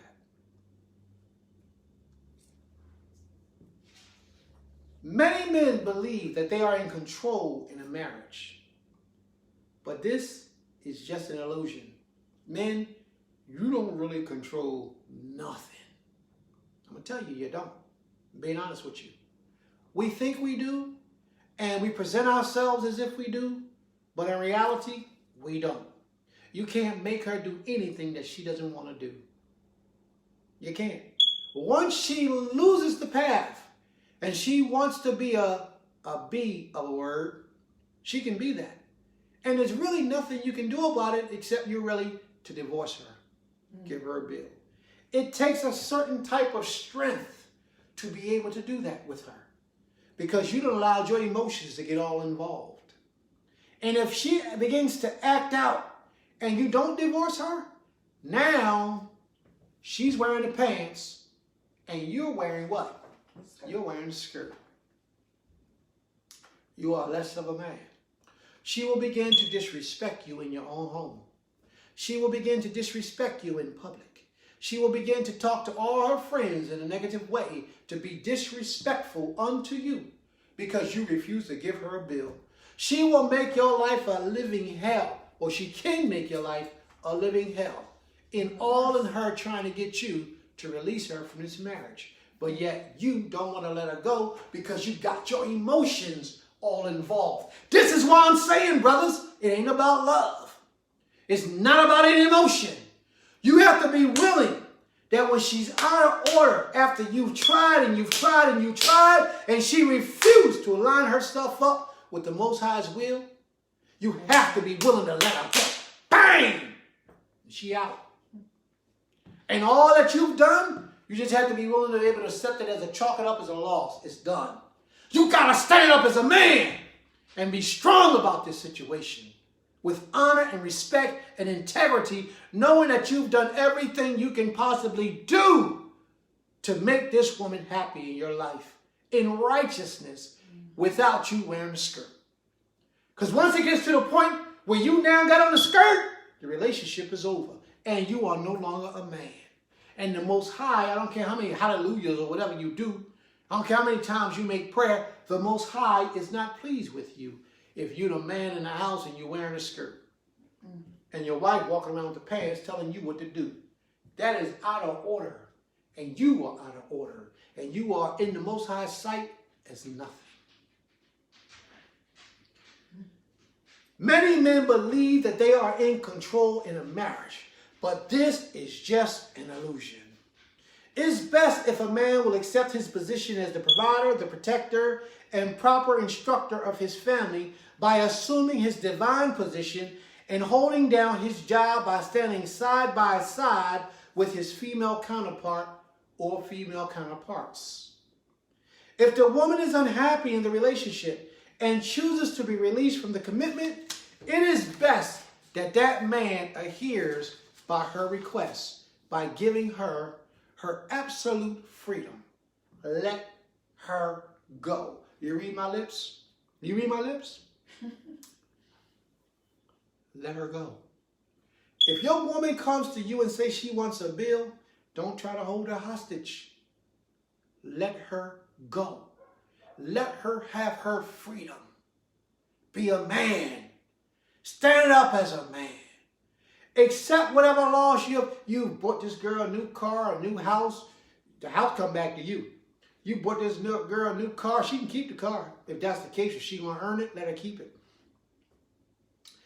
Buy all these clothes, all these fancy watches and jewelry and real fly shoes and boots and dresses and hair wraps and gold chains and jewelry. You deck her out like a man is supposed to do for his wife. Yes, sisters, if your man ain't doing these things, you got the wrong man. I'll just sidebar in a minute. But this is how a man is supposed to get down with a woman that he's pleased with. You know what I mean? In the book of Ezekiel, the 16th chapter, the Most High speaks about how he chose a wife and how he chose Israel.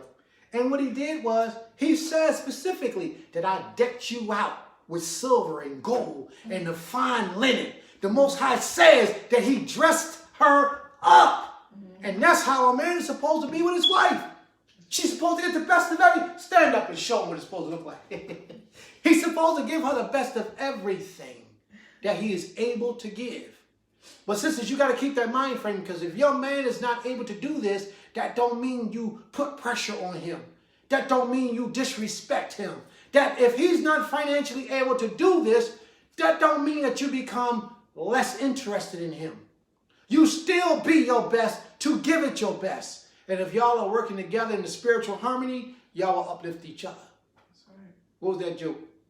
I was laughing at what Carlin put. Okay. He just deleted his girlfriend and her phone number and her Instagram.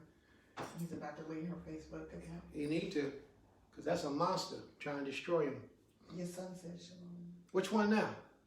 Shalom, shalom, Eliwa. Yeah. Shabbat shalom. All right. You got to stand up and be a man about the situation and be ready to let it go when it's time to let it go. You understand what I'm saying to your family? Mm-hmm. We men, we have to understand that polygyny, even marriage itself, you always have to be a man. And men, if you find yourself, and sisters, I'm talking to you too, sis. I'm talking to you too. Mm-hmm. If you find yourself always in a contentious situation with your mate, something wrong. Mm-hmm. First thing you should do is seek guidance, spiritual counseling with a spiritual leader. Try to work out your problems. Sit down with them and try to work out your issues. Make an agreement, make a covenant, and stick to that covenant. And do your best to make that marriage work. If he refuses to seek counsel, if he refuses to try to make this marriage better, ask him to give you a bill. Mm-hmm. If he gives you a bill, flee, run, because he's a fool. Don't look back. He has no value of you to his life. Mm-hmm. Anytime you're having a difficult time with a man in your marriage and he refuses to seek counsel or try to make it better, you have no value to him. Mm. So it's best you ask him for a bill so that he releases you. And you can go on and give yourself to somebody that's worthy of you if you are a righteous woman. Okay?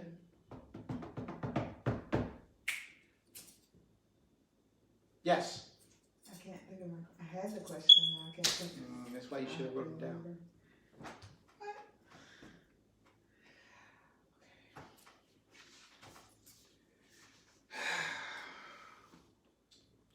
She will most oftentimes become vindictive and consider ways to bring pain in your life.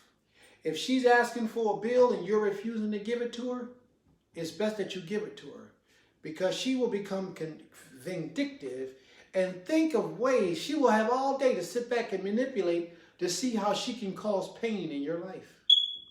That what affects his brings in your life will ultimately affect hers as long. She don't even realize that anything that she does to you in your life will affect her in her life. Let's say, for example, if your job, your business is selling cars, and you got a slow month, slow year, and all of a sudden your wife got a girlfriend who needs to buy a car, but she don't want to tell her to come to you because she's mad at you or she's trying to get out. So that means you don't get to sell that car that month, which means you don't get to pay the rent that month, or the electric, or the water bill, or the gas bill, or the mortgage. You don't put food on the table that month because she didn't help. It's eventually going to affect her. And she doesn't realize that because her mind is zapped out. She's somewhere else. She's hard pressed on trying to leave this relationship, and you don't want to let her go. It's best that you do. Do not ever hold a woman hostage. Let her go. Don't argue with her. Don't fight with her. Give her her walking papers and let her keep it stepping. I remember a question. What's your question? So I have my question is, how would you advise men to deal with women if you have polygyny but your wives don't get along? How do you advise men to deal with that? Or even the women to deal with that? That's a very good question. I'm going to start off like this. Men, if you have multiple nashim and they don't get along, first you got to check yourself. Because usually the answer lies within us, men.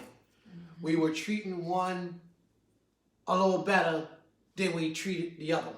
Or we show favoritism toward one in one manner. The other one detected it, she spoke on it, and we did nothing about it. Or we were lying about one situation. We gave more time to one. Usually, brothers, it's because we are not dealing righteously with our women. So we have to check ourselves first. Second thing is, after you check yourself, and after you see that you are, and you have to be honest with yourself in order to be on point. Once you realize that you are doing all that you can and should do to righteously exchange balance in your relationship, then you have to begin to ask them what's going on. First, make prayer to the Almighty, to the Creator, and then you approach your woman and ask them one by one on the side individually, ask them what the problem is. You know, what can we work this out? Can we talk about it? You know, what's the issues? What's your concerns? How can I help this situation? Now, don't come in an arrogant way. Don't come in a forceful way.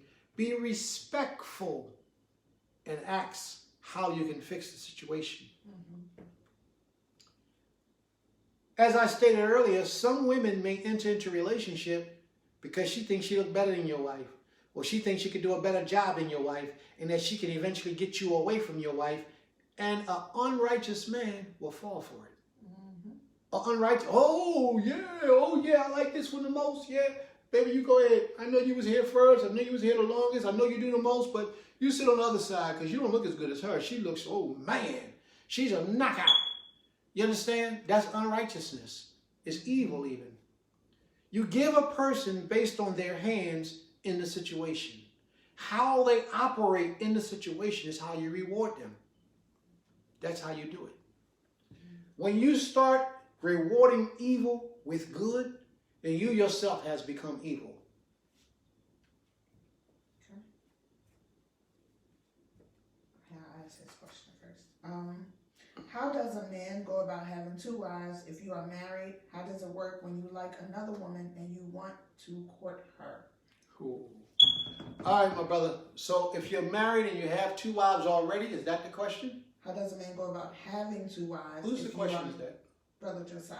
Josiah. How does a man go about having 2 wives? If you are married, how does it work when you like another woman and you want to court her? My brother, I will caution you against that. And I'm saying I will caution you against it because I don't know your mind frame. I don't know your relationship with the Creator. If your relationship with the Creator is not right, superb, supreme even, it's best that you just keep one wife. Because now you're looking at, like you just said, you're attracted to her, or you want to court her. Why do you want to court her? How does she work with your program? How does she get you any closer to the Creator? What does she bring to your marriage that your current wife is not already providing? See, you have to ask yourself these things. You see, and most men don't. Most men see what we saw when we went out to war, that beautiful Yafet Toar. We saw that beautiful body, Yafet Basar. We saw that beautiful body, and we just go after it. And I'm cautioning you against that, because that's not the reasons for a man to have more than one wife. You have to have purpose in your life to have a reason to take on another wife. You don't just take on a wife because, oh, well, man, I got a couple of hours. I could go ahead and do it. Why? What is the reason, Josiah, why a man would even be interested in taking another wife? There has to be a reason. And that reason has to be beyond his own personal sexual pleasures. Now, if his wife, his main wife, is not able to bear children, then maybe that's a reason. Or, I think he responded to the question. Mm-hmm. I understand your response, but it would be for the same reason you married the first. So he sees the same. If it's the same reason why you married the first, you have to ask yourself, what do she bring? What is my purpose? What am I trying to do? Like, for example, I cover this in the lesson a little bit later on, where men in the ancient days went and took a wife, a second wife or a third or fourth wife, because they owned all this land and they needed to produce children to help them to till the land, to work the land, and the income that the children helped to bring all came to the family so that we all can prosper. You see, there was a reason for those things. If you only want that second wife for sexual gratification, then I will caution you against that. Well, he says, true, I see it as a benefit for the children, generational wealth, and so on. Okay, then you might be on the right path. Then you may be on the right path. So I'm going to answer your question. First thing I would do is seek the Most High. Ask the Most High for permission first to make sure that you're in a situation that you are mentally strong enough to take on another wife. Because if this wife is not what she is supposed to be, you will not show your proper respect toward your first wife if this second wife comes in through the back door and destroys something. So you have to be a man about the situation. I will go to the Most High and ask the Most High first, is this a good fit? Then I will interview the woman. You know, hey, if Prince is thinking about taking you for a wife, it's going to be an interview. You're going to be answering questions. He's going to ask the questions. You're going to ask. You're going to think you're going for a job, for the FBI or the CIA. He's going to be talking about what's your bloodline, what's your blood type, what family tree you from, you got any mental sicknesses or diseases in your family. Prince going to ask you all that stuff, believe me, because these things are vitally important, especially if you're talking about raising children with this woman. He wants to know, so you should want to know these things, my brother. Give her an interview, a serious interview, and watch her relationship with the Creator. Find out when she ain't looking, watch her and see if she has that relationship like she's supposed to with the Almighty. She don't have to be perfect. And again, I'm not saying she got to be perfect, but she has to be within that reason of perfection. You follow me? Do she pray on her own? Do she keep the laws of the Almighty on her own? Or do you always got to constantly remind her, sis, we going to go out. Shabbat day. You know, it's a whole lot of things that will go into this, Josiah, for a man to decide that he wants to take a wife. There's a lot of reasons why a man would determine this. But then after that, after you found out if she has a father, a brother, or anyone that is a male figure over her or a spiritual leader, then you approach that individual and you say, hey, listen, I see that you're the father or brother or spiritual leader of the sister. Her name might be Charnay. I see that you are the spiritual leader of Charnay. I really am interested in making her a wife of mine.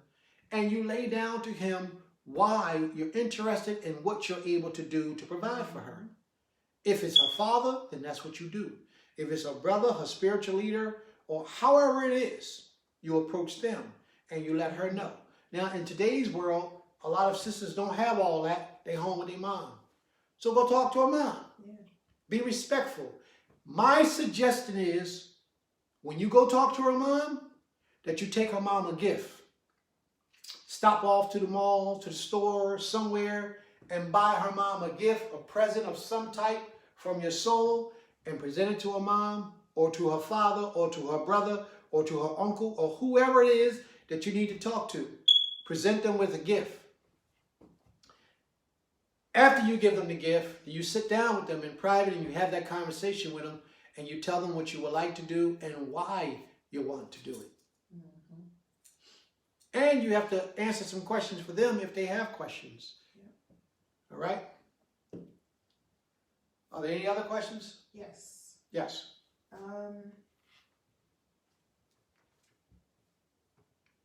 Sister Sia says, how does a man marry a second woman if his first wife isn't in agreement? She don't have to be in agreement.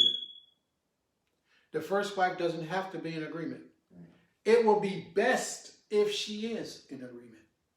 This is why my instructions to the sister was to approach the wife. It will be best if the wife is in agreement.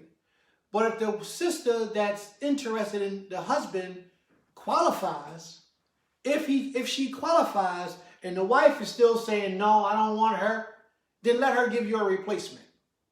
If she doesn't give you a replacement, then you do what you have to do. Go take that wife.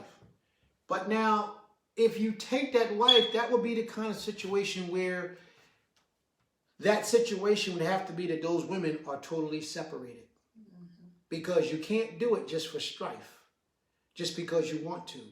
But if you see the benefit of having that woman in your life because you need, and it provides and it meets that service or that need in your life for whatever reason that may be, then you have every right to do it against what the first wife wishes.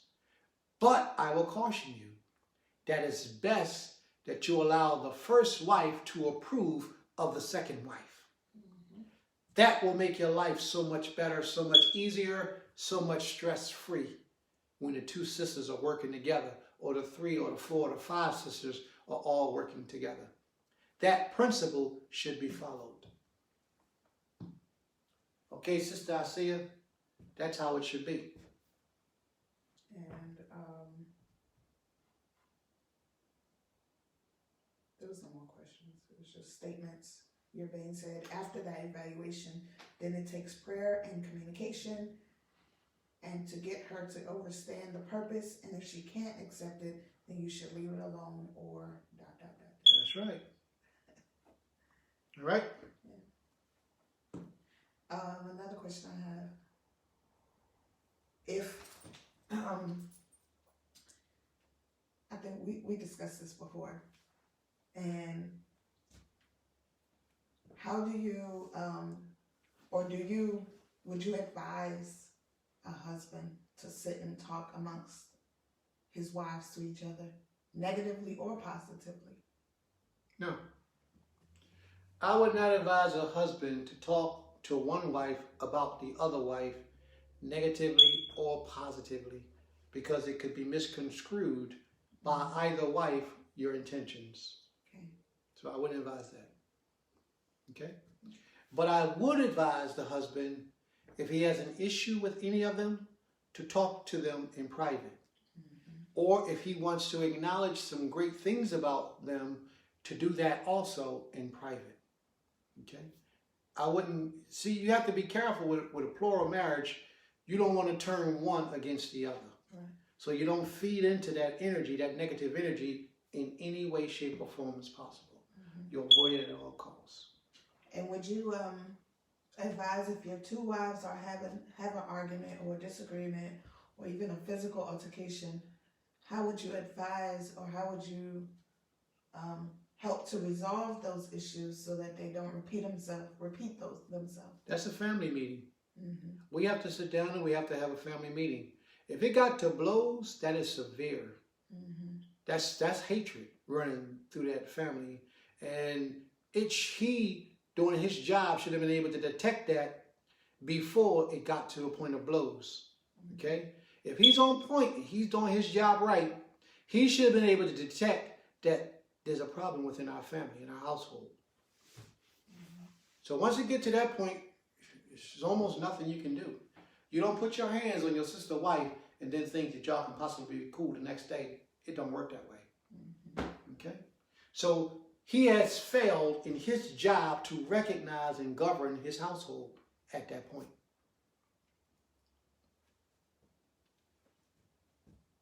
Can I move on? Yeah, I don't see any more questions. Okay.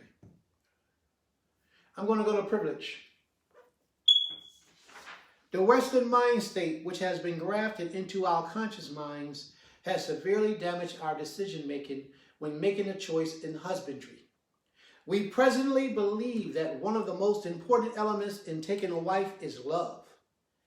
We presently believe that one of the most important elements in taking a wife is L-O-V-E. But this is not true. It is not true love, but the imaginary design of a relationship supplanted in our desires by the many mind manipulation schemes of the Western world. Love absolutely has nothing to do with a true marriage. I'll repeat that. Love has absolutely nothing to do with a true marriage. Nothing.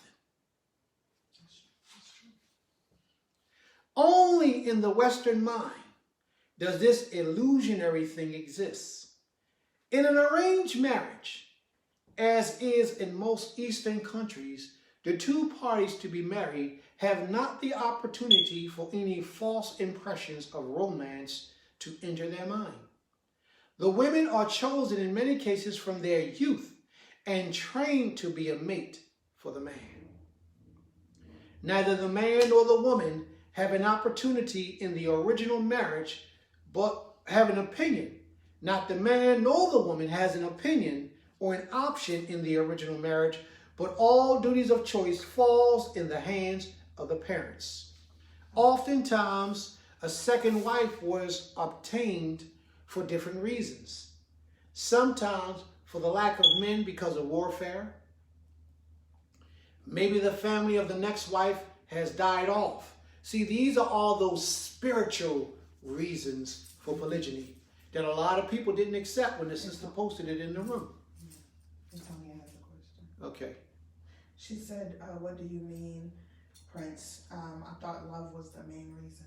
No, love has nothing to do with the purpose of a marriage. And my point is because most of us don't even know what love is. Mm-hmm. How many men, think about it, family, think about it. For men, how many women did you tell them you loved them? For women, how many men told you they loved them and you told them they loved you? All right? Now, here's the question. Where they at today? Where they at today? Now, if you had a carefully entered into that relationship with them on a more spiritual level, with purpose behind your reasonings for marrying them, more than likely you'll still be with them today. And if that love was love at all, you would still be there today. See, we have an illusionary thing that the Western society has taught us, and we believe it to be love, but it's not love at all. It's not love at all. It's lust. It's lust. Love has nothing to do with a marriage. After you've been married for some time, your mate will earn your respect by way of love. They will earn it. And if they don't earn it, then they're not good of a woman or a husband. That's just human nature, human characteristics. Some for the lack of men because of warfare. Maybe the family on the next wife has died off, or maybe the first wife is too old to produce more children or children at all, and there are no male children to succeed in the father's name. Oftentimes, as an agricultural people, the need to expand the family was necessary, that the work could easily be distributed amongst many and not be the sole responsibility of a few. In today's world and household, where there are many children, think about it. If the children get a job outside of the house, the proceeds go solely to the children. But in the ancient world, that process wasn't so. If the children in the ancient world got a job outside of the house, those proceeds came to the family to enrich the family. That's why if a man falls into debt, he was able to sell off his daughter or his son into slavery to free up his debt. In the ancient world, the proceeds went to the family to add wealth of the families until the child left the home in marriage. Love is not a principal ingredient in true marriage. I'll say this again. Love is not a principal ingredient in true marriage, but when it is used as a prerequisite for marriage, usually when the emotions of what was thought to be love change, the marriage is over. Sadness enters in, and depression consumes the relationship, and the two parties become separated in the spirit, thereby causing their desires to be separated physically, and an evil spirit consumes the remainder of what they thought to be a marriage, which produces evil actions on either both or one side of the marriage. Without the proper foundation, a building will only stand until a real test comes to test the integrity of the building.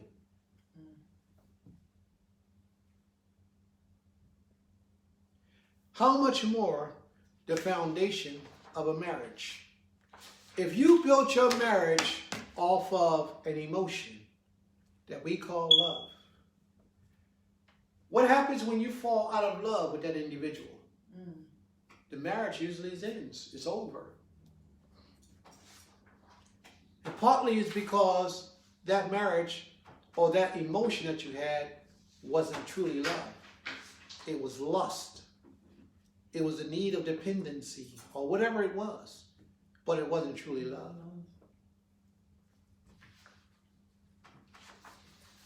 So when two people are courting, would you advise them to have a very detailed conversation on polygyny? Absolutely. If two people are courting, yes, they should have a conversation about polygyny. They should discuss that in the beginning before they're married. And if the woman doesn't want to be a part of a polygynous relationship, she should get her husband to agree that he's not going to take another wife. Get it in writing. Get it in writing. Because if he decides that he's going to take another wife later on in time, you may have to go before the judges to verify that he gave his word to you that he wasn't going to take another wife. So get it in writing. All right? Are there any more questions? I don't see any more questions. May the Most High, the great King of all creation, be praised forever and forever. I thank you all for coming out today, for being a part of this illustrious lesson that we had today to talk about, to discuss. And I'm sure we can go into greater details, but I'm still here. And if you have any questions, you can post your questions, and Creator willing, we'll be able to address some of those issues. I think Atonia has something. She'll have questions. Just comment. You should not fall out of love. It takes two. Okay. All right. So we're going to end our lesson for today. We thank you for your attendance on today, and thank you for being a part of what it is that we have to do. I pray that you receive this message in truthfulness to the best of my ability, as a servant of the Almighty that I presented it to you, with a clean mind and a clean spirit, with no hidden agenda and no false impressions of trying to coerce you to move in a certain way that is unlike the ways of the Almighty. May he be praised forever and forever. Toda Rabbah. Okay. She just saying, if a man tells you that he is not going to take another wife, that all he wants is you, she's saying, so that letter will prohibit him to do so. Absolutely. Make him swear it before the Creator and make him put it in writing. All right? Okay. So we're done. Thank you, family. Shabbat Shalom Lekim. Shabbat Shalom.